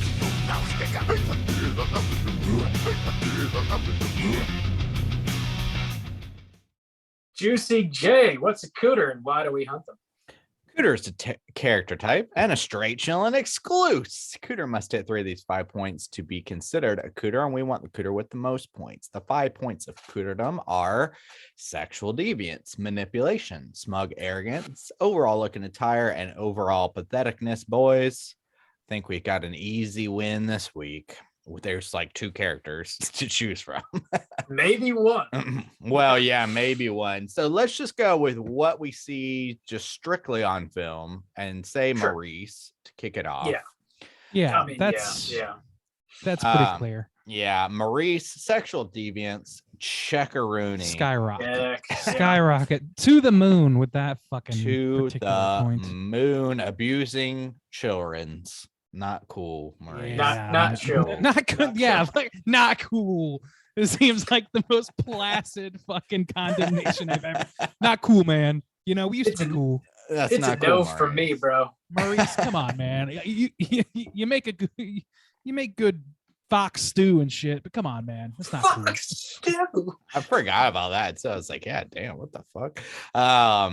So yes, a smug arrogance. I would say yes. Yeah, for sure. He twists the knife in this poor fucker so Like, many yeah. times. Oh my god, yeah. Which is also very manipulative. He is so Yes. manipulative. Oh, like, well, that is part and parcel to his particular deviance is Like- to manipulate this young child and now adult. Yeah. And the candy ball thing. Oh god. That's Ooh, smug very as fuck. To manipulative. even mention that is both Yeah. manipulative and smug. Those are all very tied together. Looking at Tyre, this Dude. man looks like shit. He Yeah. hasn't showered in 3 decades. His glasses are broken. Brush your fucking teeth, bro. Goddamn. You know, Dude, I mean, and- yeah. poverty's one thing, but man, this dude's with his sooty fingers sticking it in motherfuckers' mouths. Fuck you. Ah. Fuck you. And then patheticness. He lives in absolute squalor. Yeah, would I think that say- he's pretty pathetic because, like, this mean, is the only way preying- he gets power in his life is to exert it Prey on on a young children. child, Yeah. Yeah. So, I mean, that's this adult. I mean, yeah, he's got him. I Well, think he's he got hits all every 5. point. He's a 5-star Cooter. I Damn. am perfectly happy to book his ass, but I think there is something to Now, say should we about- talk about Philip as if he were imagining everything all along? Should we also explore that Let's do possibility? that. Sure, let's do that. Everything all along. Then everything that it can be applied to Maurice applies Yeah. to him in that case. Pretty Yeah. much, yeah. A little And then differently some. because maybe he More has less pathetic, smeg. even. Maybe he doesn't have the smug arrogance. He's got no smegma. No. Well, okay, maybe a little less on the smug arrogance and more on the patheticness at that. level Yeah, then. Sure. I would Yeah, say yeah. it that. They Yeah. counterbalance. But I would also say that if he is not, if we take Maurice as a real guy who's really doing this shit, and we take Philip as a victim, he is still as apparently doing something perverse involving children, as far as we know. We're told that outright. Yeah. So automatically, sexual deviance is on the table. We just don't know the details of that. True. And we're also led to sympathize with him a little bit because he is a victim himself. Yeah. Obviously. Manipulation. I don't see any reason to point that at him unless it's like yeah, He's if we're assuming that he manipulating did not. himself. He's Yeah. manipulating a puppet that is also manipulating him back, I guess. But like that's the thing is Puppet? like puppets. Puppet? Hello, Poppet. I don't know. Manipulation, I think, is a stretch. He doesn't really manipulate anything outside of himself, and I don't really like. I don't think he's manipulating himself. Even I think it's just psychosis of some kind, some sort of trauma by way of some sort of exertion of trauma on himself. Bob like that. Bob behind the scenes. It tickled me. Smug arrogance. I don't see that in him. looking attire. Okay, I'll give him this because the man looks like a dead squid walking around half the time. He looks like a jellyfish man. Calamari head ass. Yeah. God damn. So and also he's made the puppet and him are made to look alike. So I mean that's pretty, Yeah. You look That's like not a a good puppet, look. dog. You look No, like you a look puppet. like a Spider-Man puppet. You look like This a, is the a puppet. this is the best Spider-Man movie I've ever seen. I'll give him that. Spider-Man. Spider-Man Part 4. And Spider-Man come out to play. Spider-Man Part 4. It's just Oh, this Possum. fucked up doll. It's just, Dude, multiverse Spider-Man could have gotten a lot weirder. That's all I'm saying.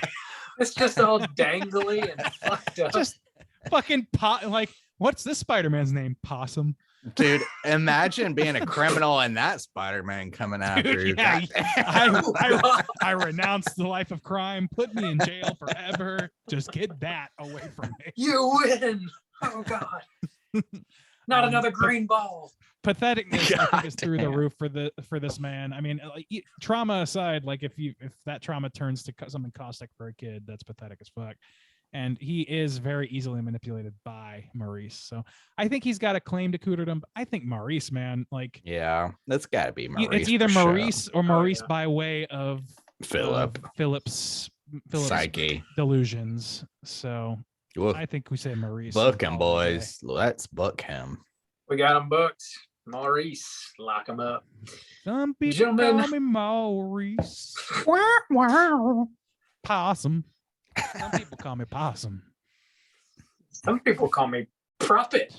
Some people call me Spider-Man. They call me the Possum Man, and I just float around. Spider-Man. I'm a limp like- possum. Let's talk about what we've been watching this Yeah, week. we're gonna make this joke work. Go on. Hey gang, what you been watching? Randu, what you been watching? Ooh, a few things of interest. Rewatched Jurassic Park, the OG. Bob, I hear you have some thoughts about the new Jurassic Park, which we will get to, I'm sure. We'll get shortly. to it. I started playing a game that I've long wanted to play, but came out on Switch recently called the Stanley Parable. And I know that I'm late to the party, but it's very humorous and fun and interesting.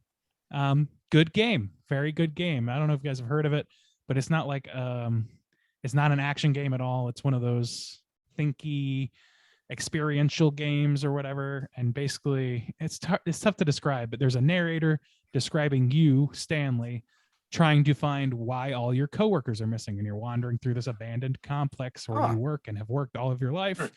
And it's very, I don't know, poetic, I guess, in parts, and it's also very silly and funny at other parts. I don't want to give anything away. It's like a branching paths, choose your own adventure type of approach a game. Nice. Yes. Also, it's been a bit of a week of Mormon for me. We here in DC have a large Mormon temple, which is being reconsecrated. And as such, before they do that, they're allowing the public to do brief tours. Becky and I went on one of those tours, and we saw this temple from the inside out, which is interesting because it's not usually, if you're not part of the church, you don't get to go into the temples. at all. Okay. So it was interesting. It was fun. And, everybody's real sweet. It was a little weird because they make you wear booties to go in, I guess, because it's consecrated ground in some way. And they have children putting booties on your feet as you walk in and walk out. And it's a little weird. But other than that, it was fine. It was a very beautiful place. I just felt really weird about that. And then on the other end of the spectrum, Becky and I have also been watching, on recommendation to us, some true crime and true crime. This is on Netflix. There's a show called Keep Sweet, Pray and Obey about the fundamentalist Latter-day Saints, which is, I want to make the distinction between from like what we generally call Latter-day Saints. These are the ones that are the polygamists. These are the extremists, and buddy, it gets pretty fucking extreme. Child brides. At least it was. I don't know what the current state of the church is, but at least at one point, for this majority of the story, it's about like more or less religious-based human trafficking. It's very fucked up. I recommend it though. It's incredibly enlightening to hear about some of the shit that I had no idea was happening, and somehow people got away with for some time. And then also for rounding out my week of Mormon, been watching a show, or started watching a show with Andrew Garfield in the lead, called Under the Banner of Heaven, which I recognize as being a John Krakauer book, the guy who wrote Into the Wild, which I grew up loving. But I didn't know that he wrote, it's a true crime book. He's a journalist who wrote these books, so it's nonfiction, and they've adapted it to a fictionalized drama on, I believe, Hulu, and it's by this Under the Banner of Heaven is the name of it. So far, it's about a murder within the Mormon church of some kind. I think like the guy's wife and kids are murdered. He's being questioned about it. He was a member of the church, and so is Andrew Garfield's detective character. And that's like more or less the groundwork that I have laid for myself so far. And it just gets into the nuts and bolts of the politics of the situation. And some of it is obviously fictionalized from and some of it breaks from reality for poetic license, but so far so good. Only one episode down. And then let's see, continuing that other true crime documentary about a cult leader, Teal Swan, called The Deep End. And in the most recent episode, she essentially drowns a lady almost to death in order to get her to not question her authority. It's pretty fucked up. Yeah. And then last but not least, certainly not least, Inside, the Bo Burnham special that came out a year ago, which I greatly loved, had recently Bo released what he calls the Inside Outtakes on YouTube for free, which is more or less an hour-long special of outtakes and cut content. And, you know, I'd hesitate to say that it's a full other movie. It's not as coherent as Inside was, you know, but I would compare it to like the Jackass 0.5 style of thing, where it's almost like its own thing, and not just outtakes. So it's not just like Bo, like, oh man, I fucked up. It's not that. It's not a blooper reel. It's still very, very good. And there's some cut songs and stuff in there too that are pretty worth checking out if you like the special itself. Okay, that's it. I tried to speed through that. That's a lot of shit. A lot of watching. Juice, what about you? Ooh, I am also watching the Keep Sweet, Pray and Obey, Randu. And that is some really fucked up shit. What's kind of even more fucked up to me is it was happening like 2004 in Utah. Yeah. I will say though, the shots of Utah, amazing. I'm like, God damn, I need to go. That is a beautiful state, man. Yeah, it looks amazing. But these people, so fucked. Oh my God, just talking about cult levels through the roof. But I mean, they would have, you know, they had the polygamy, but it was illegal. And they got to a point where they would just take people's families away and be like, nope, you're his daughter now. You're his wife now. Just move them to another family. Like, and talking like 60 wives, not talking minimum 3 to get into heaven. That's where minimum 3. That's where it was cracking me up too, because it starts with the kind of the father or whatever. And he's, you know, he's got a lot of wives too, but one of them, okay, so it starts fucked up. It starts with like this 19-year-old girl marrying this 85-year-old man who already has like 20 wives. Then, okay, after that guy dies, after he told everybody that he wasn't going to die, there's no way he could die, and his son takes over. Then people start, it was cracking me up about the comments about people like, he's marrying his own moms. That seemed kind of strange to me. And I was like, you motherfucker, that seems strange to you? That's the line you're going to draw of him marrying his own moms? But that shit, that shit was just not. But it was cracking me out how people are talking about like the good old days before Warren took over. And I was like, no, man. No, that's the thing. But it did like, somehow get worse, which is nuts. It had to get worse before people could recognize it from within, and that's what's terrifying. Is like those boiling frogs might have just continued right on boiling, right on boiling without ever reckoning with it. And dude, those motherfuckers. There's at least some reckoning. Oh, we good? Oh yeah, I was gonna say those motherfuckers got greedy too, because they had that whole system set up, and then it just became about having everybody given 20 wives. So they're kicking like all the boys out. They're like, well, we got to give all these old men all the women, like They're throwing ridiculous 13-year-old amounts. boys on the They were streets because just there's like, not enough women to go around. yeah, they're because this just dude needs 25 get out of here. wives. Yeah, it's nuts. Fucking nuts, dude. Cults are Fucking wild. nuts. 2004. 2004 that Yeah. show was happening. I was blown away by how recent that happened. Yeah, That's crazy. One of the big ploys was, oh my god, when the Olympics come to Salt Lake City, it's going to be Armageddon. world's so gonna we end, got to yeah. move out to the middle of and nowhere. our little creek that we live in is going to lift up while the rest of the world burns to death. Yeah, like fucking Avengers 2. They thought that shit was going to rise up into the sky. But I feel bad for those people because those kids literally had no idea. They were growing up and kids that did not know how babies were made. They thought at 25 were forced to marry an old man. Yeah. Okay, what if this land started flying, dog? I mean, they just hopefully you're on it. Okay. Anyways, yeah. We'll probably do a mini cast or something on it. But anyways, that shit's really, really fucked up. It's new on Netflix. I also restarted watching Loki again. There's a new Marvel show out, but I want to check out Loki again real quick because now they're getting into some new territory where they're like new characters that we haven't seen before, and I'm losing interest a little bit. But Loki's still really, really good. Other than that, just same old stuff, Bob's Burgers and just regular little Netflix things. But yeah, that's it. Bob, what you been watching? I know what Bob's been watching.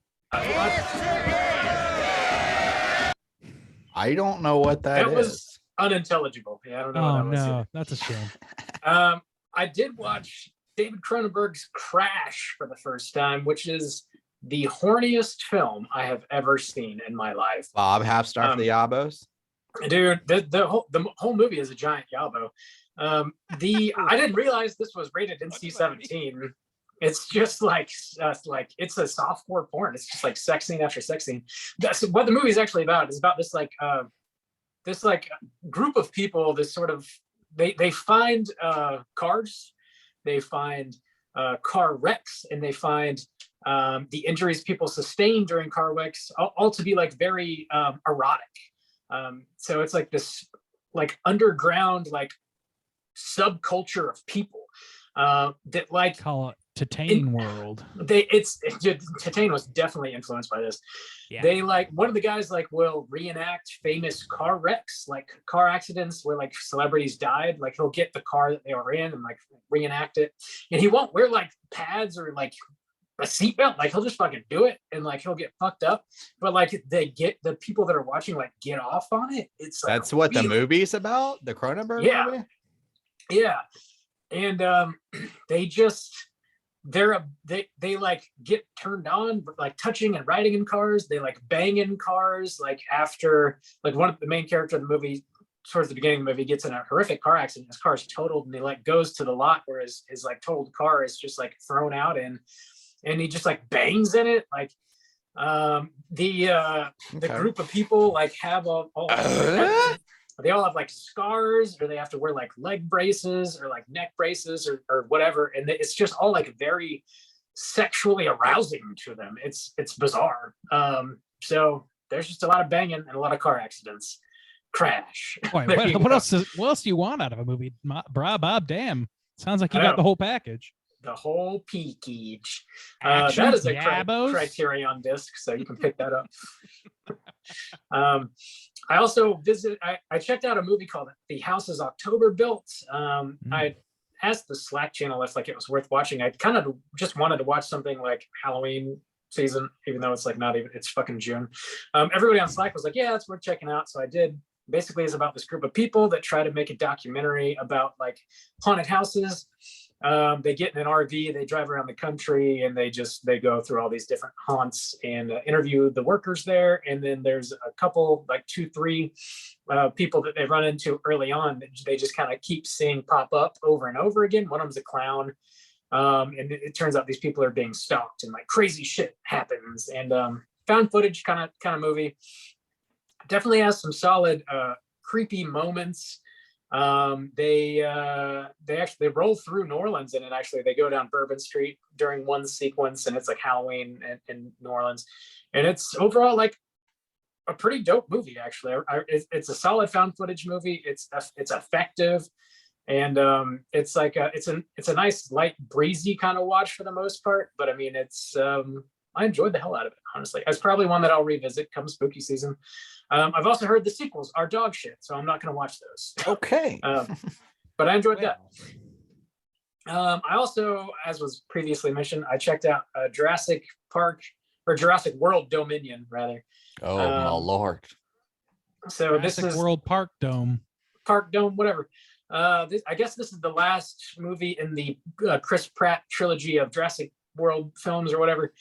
Oh God, when does the Harry Styles trilogy start? Yeah, hold on to your butts. This movie also sort of brings back the original characters. You get like Grant and Ian Malcolm and Ellie. They all come back. Sattler, yeah, Ellie Sattler. And it's about this like evil corporation called Biosyn, and they genetically enhance these locusts, and they're desecrating the crops throughout the country, and they're specifically not going after Biosyn crops. So it's going to make everybody have to buy their food from Biosyn because they're a big evil corporation. And Ellie Sattler is trying to figure out what's going on with these locusts and how to stop them and stuff. And she gets Grant to go along with her. And Malcolm works for the company, but he's like on the up and up, and he knows that they're evil, and he's like trying to get the inside scoop and help them out and like bring the man down, God. you know. This And sounds terrible. So you can genetically engineer locusts, and you're worried about selling crops? Yeah, right.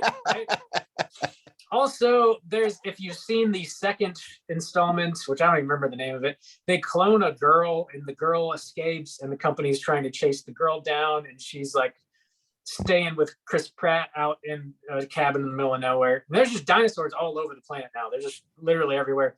So like Chris Pratt's like literally like riding a horse and trying to like rope dinosaurs. And he like rides a motorcycle, and he's like being chased by velociraptors. And there's like, I don't know, there's just dinosaurs everywhere. But the dinosaurs don't even like really, they don't matter. They like barely matter in this movie. I'm surprised it's not riding a velociraptor. Also, you can clone people, and you're worried about selling crops. Dude, I don't understand how like there's just raptors roaming the streets, but there's still just companies out here. It's what? Yeah, like that sounds like post-apocalyptic. Yeah, you gotta like cohabitate with dinosaurs, and like that's kind of how the movie starts off. But after the first 5 minutes, they're just like, "Fuck it, locusts," and you're like, "Well, this is about dinosaurs." I thought I kind of want to know about how people are trying to live with dinosaurs, but you don't get fucking any of that. It's about a clone child, and about locusts, and about seeing the old squad get back together, and they bring back Dodgson, and I don't know why. The guy playing Dodgson is like, it's not a good actor, man. It's just not a good actor. This is like definitely nostalgia baity. And then like nobody cares about Chris Pratt's character. Like, do they? Like, what is he doing? Like, it doesn't matter. I don't know. I hate to be like that get off my lawn motherfucker. Like, I really don't like doing it, but like this movie is complete trash, and it's gonna make $1 billion. It just will. So I'm sure they're gonna make another one, and it's gonna be bad as well. Thinking about seeing it in the theaters, and now I will not, Bob. So it will not get my money. Don't do it. Yeah, the only reason that I just went out this weekend to see it, we have like a pass at the theater, so like we can just go see whatever whenever, and it didn't really cost me anything. The sweet little baby behind the concession stand, she gave us a free pitcher of beer. I don't know why. She took pity upon us and was like, "Here, I know you're about to waste 2.5 hours of your life. Here's some free beer. You're gonna need this. You're really gonna need Trust this." me.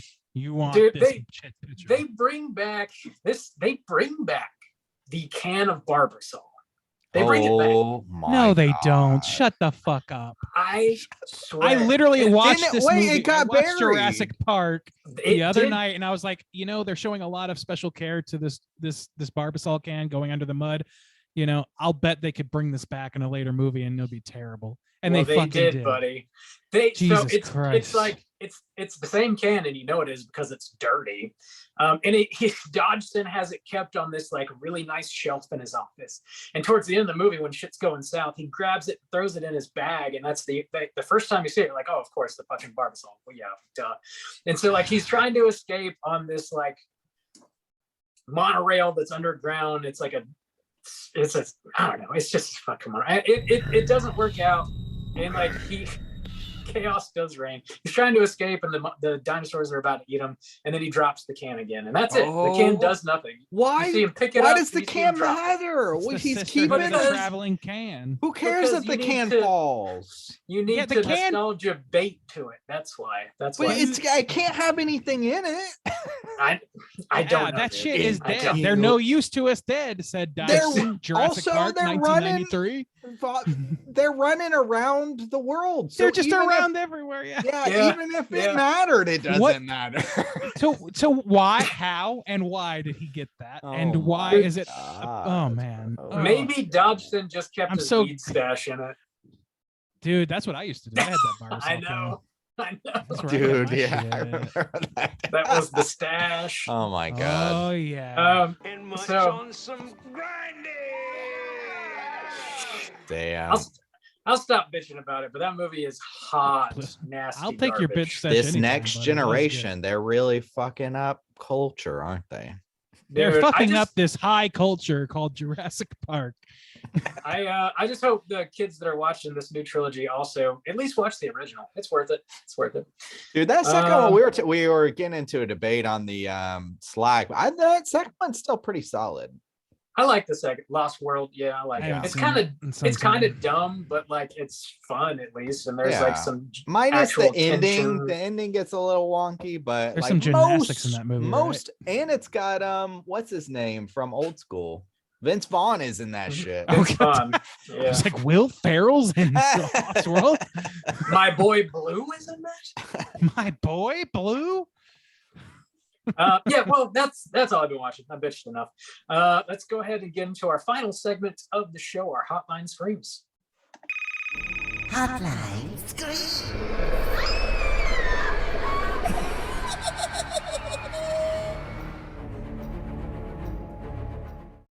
If you are listening and would like to call in and leave a voicemail to be featured on next week's show, hit us up at 904-638-3231. We have 4 voicemails this week. And we got 2 first-time callers, and this is kind of cracking me up, actually. As I'm looking at their names, I jotted them down. We got like the fucking 7 dwarves calling in and leaving voicemails this week. We're going to hear from Pappy, What? Grubby, Tom, and the librarian. That's what we got coming up. Okay. So It's fucking CB handles, I guess. I know. Candy Cane's calling in next week. I hope so. Creed. First up, let's hear from first-time caller Pappy. Hey, this is Pappy in Dallas. I just listened to your review of Men. I wanted to kind of comment and ask a question. Firstly, I loved it, even though I think that it's sort of a film that's sort of made for kind of film nerds and film school types. It's probably one that, film people will discuss in film classes ad nauseum. But one thing I wanted to bring up is that one of you had said that you sort of interpret the movie as an allegorical dream. To me, that's interesting because it raises a question about the very end of the movie, which I guess you guys didn't really talk about. The very, very end. The friend shows up in the morning, and when the friend shows up, presumably the friend is real, right? And the friend is real life. And when she walks around, before she comes to Harper, she sees the front door open and she sees blood on the ground. So if it's an allegorical dream, then what about the blood in the house? So I'd love to hear what you guys think of that. I mean, do you guys think then that some of these events did happen, or maybe there was someone that she did potentially kill or injure, and the rest of it's still in her head? I think that's very interesting. And then I also wanted to bring up, this maybe is less interesting, but, we only find out until the very end of the movie that her friend is pregnant, which I sort of interpret to mean that the sort of cycle of toxic masculinity is still continuing even to this day and even to future generations. Because, nowhere else in the movie do we even get any hint that she's pregnant. And I think showing her being pregnant is very deliberate. But mainly I wanted to call because I wanted to hear what your take was on the friend seeing the blood in the house, and how that ties into the theory that this was all some sort of dream that happened. Look forward to hearing what you guys have to say. Keep up the good work. Thanks. Bye. So Juice, was that you or me well, or both of us? Well, I was trying to think about it. The only thing I remember specifically was asking if we thought it could be some sort of purgatory and had she killed herself. So I do remember asking that because we do see a scene of her drowning in a bathtub. Now could be the question I posited, like, is this a dream?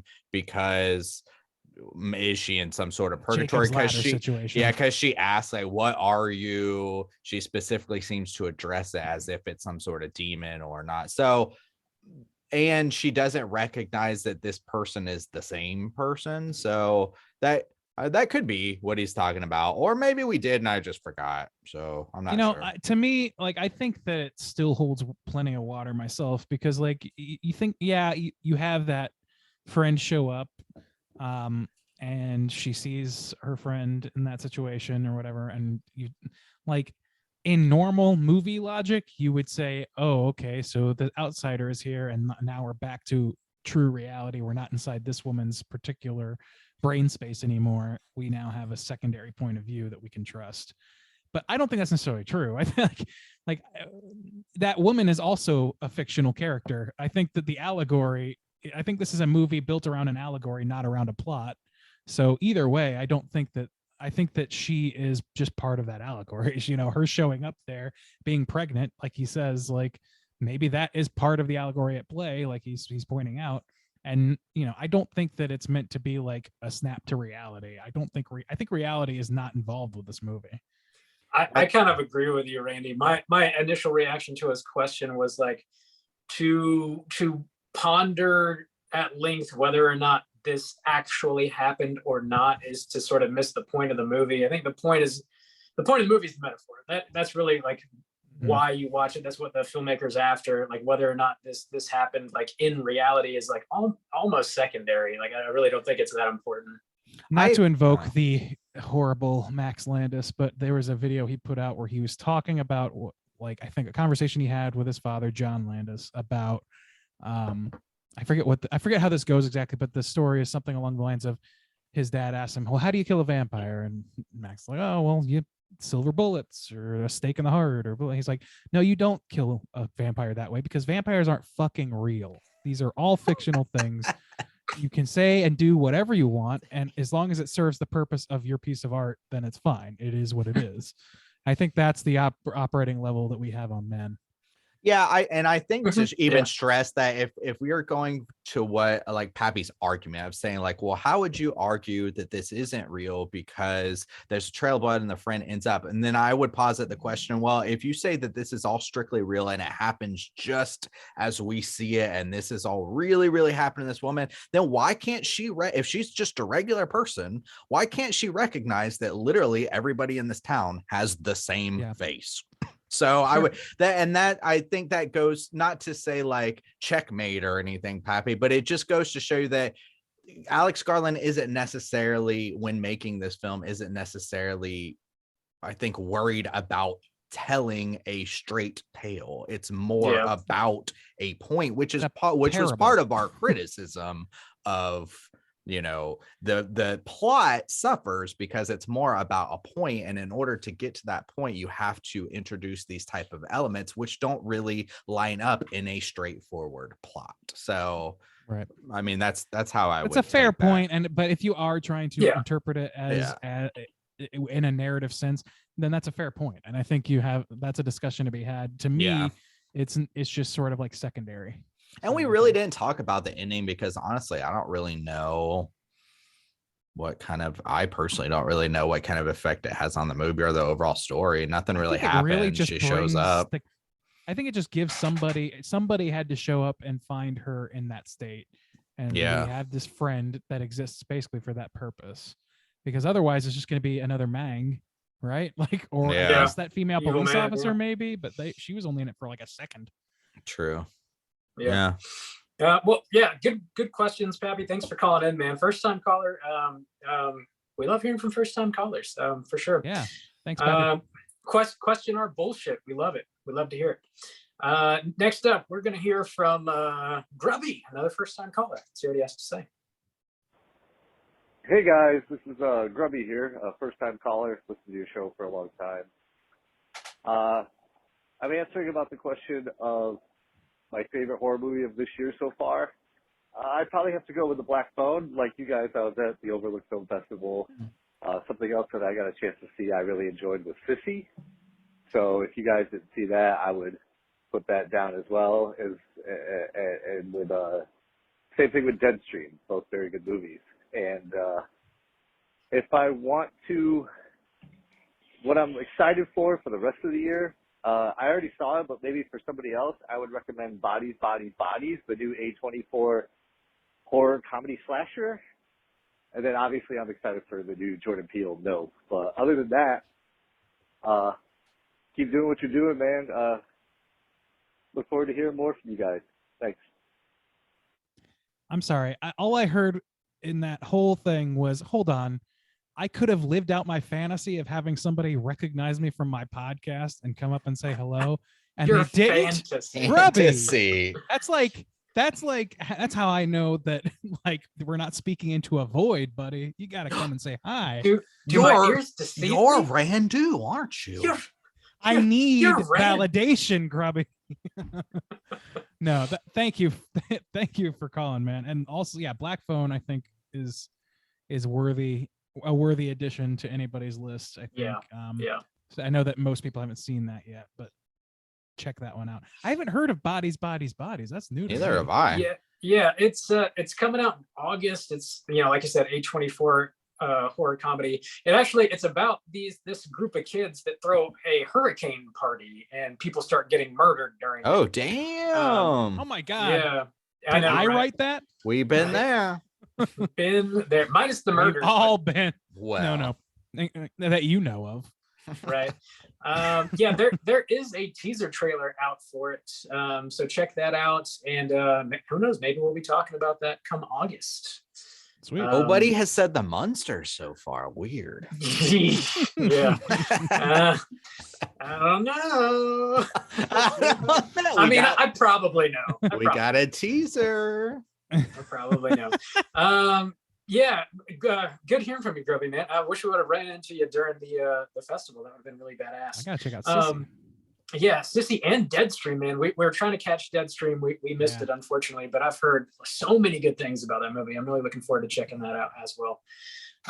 Good to hear from you, man, and hope all is well.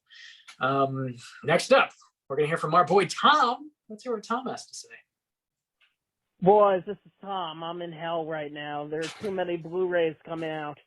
There's like Italian Blu-ray seen by 45 people in the past 30 years, scanned on the 4K in the original negative.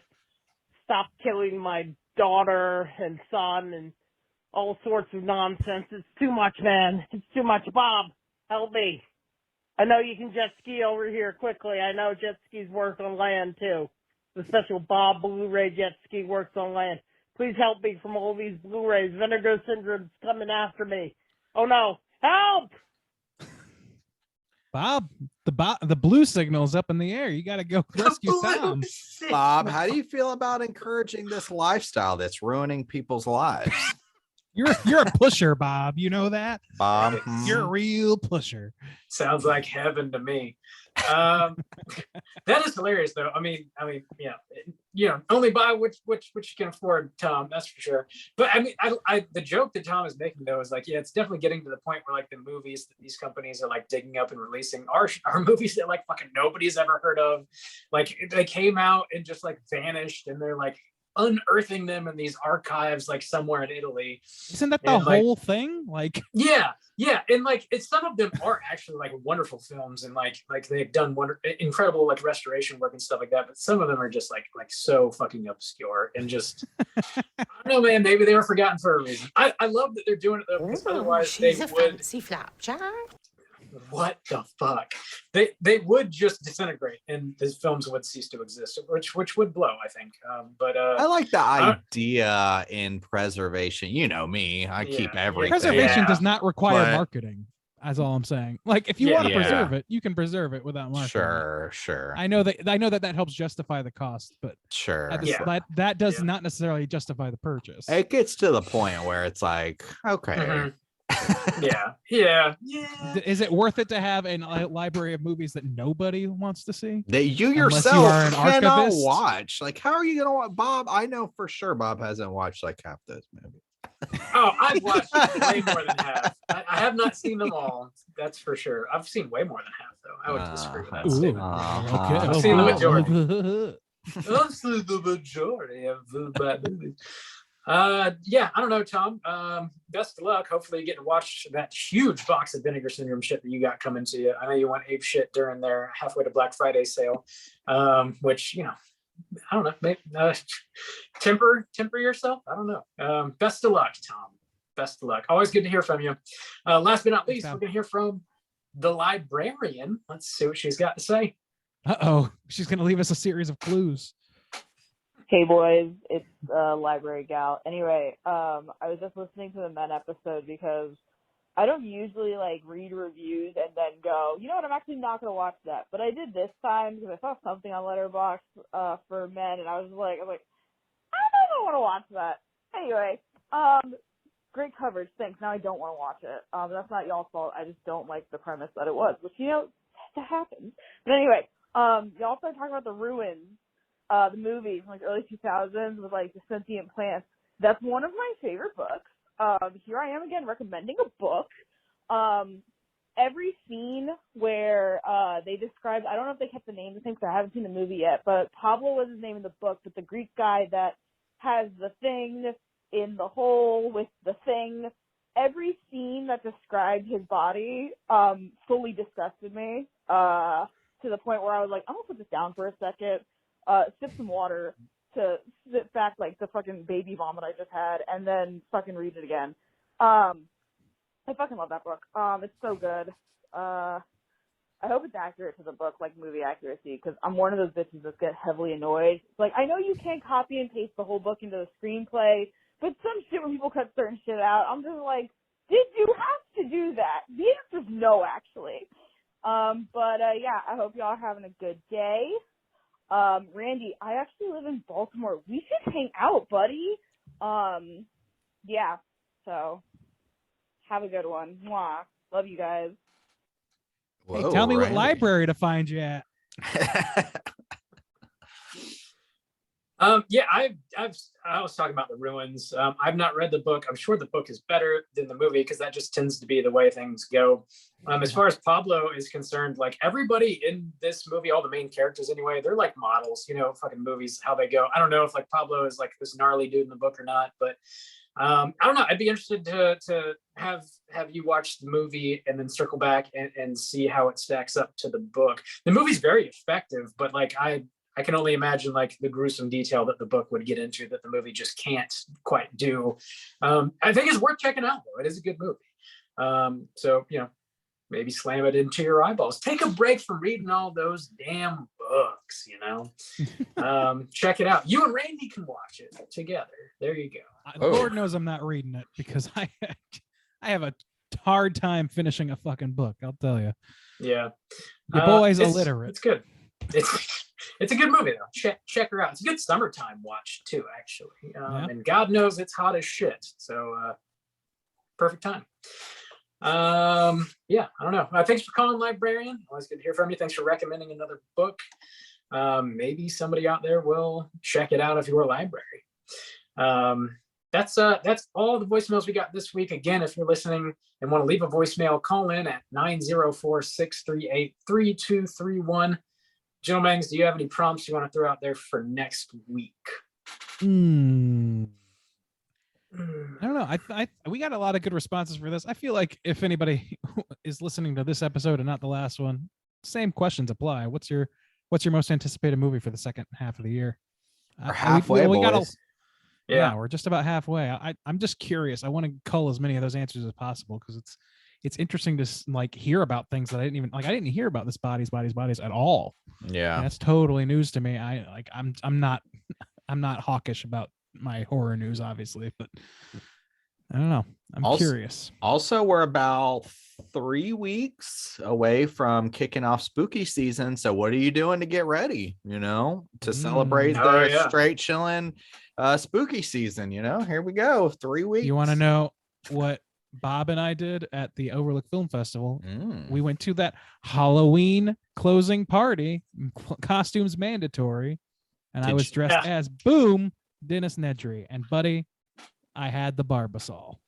Boys, did you go to the dungeon? We tried. It was closed tried. up. Lack of staff. Oh no. It's so allegedly it's not permanently closed, but they had staffing issues, so they were not open when we were there. Heartbreak. Yeah, I fingers crossed. Hopefully they reopen very soon. It's a wonderful, wonderful bar to check out in the city of You New guys Orleans. broke so many traditions. No hand grenades and no dungeon. Some traditions are meant to die, but the dungeon is not one of them. Oh my God. 20 years later, that thing's still kicking, kind of. Dude, it's a great bar. It's definitely worth allegedly, checking out. Allegedly. Yeah, well, Colin, let us know what your most anticipated horror film of the year is. We're halfway through. There's so much more shit coming out. Hit us up, 904-638-3231. That's going to do it for us this week at Straight Chilling. We're going to be back next week with a brand new show, as always. We're talking about the winner of the June poll, which is 1984's Threads. Oh, thank God. A nice light watch. After we're Possum. going back to back on our heavy duty shows. At least we got Clue a couple weeks ago, so that's fine. True. We need another Clue in the mix. Jesus Christ. I hope so. It doesn't look good for the next few weeks, I don't think. It doesn't really look good for the next few weeks. Oh, man. Thanks a lot, Bob and Randy, for picking such sad things. This is on Randy. This is Randy's takeover month, so this is 100% on Randy. The voters want what they want, assholes. Deal with it. We could have had duels. Nobody wanted it. We could have had Teabag. Tea bags. The John Carpenter film Tea Bags. We could have been talking about that. Sure. Yeah. John Carpenter's world famous tea bags. Tea bags. Who wouldn't want that? You gotta steep them nice and long. So yes. Check out Threads. Get ready for next week's show. Until then, please rate, review, and subscribe to us on iTunes. Follow us on Twitter at STR8_chilling, on Instagram at Straight Chilling Podcast. You can send us an email through our website, straightchillingpodcast.com. If you want to join in on our daily Slack channel conversations, hit us up on one of those social media outlets. I'll send you a link so you can do so. And until next week, as always, all you mother truckers, please keep chilling. Who's your favorite possum?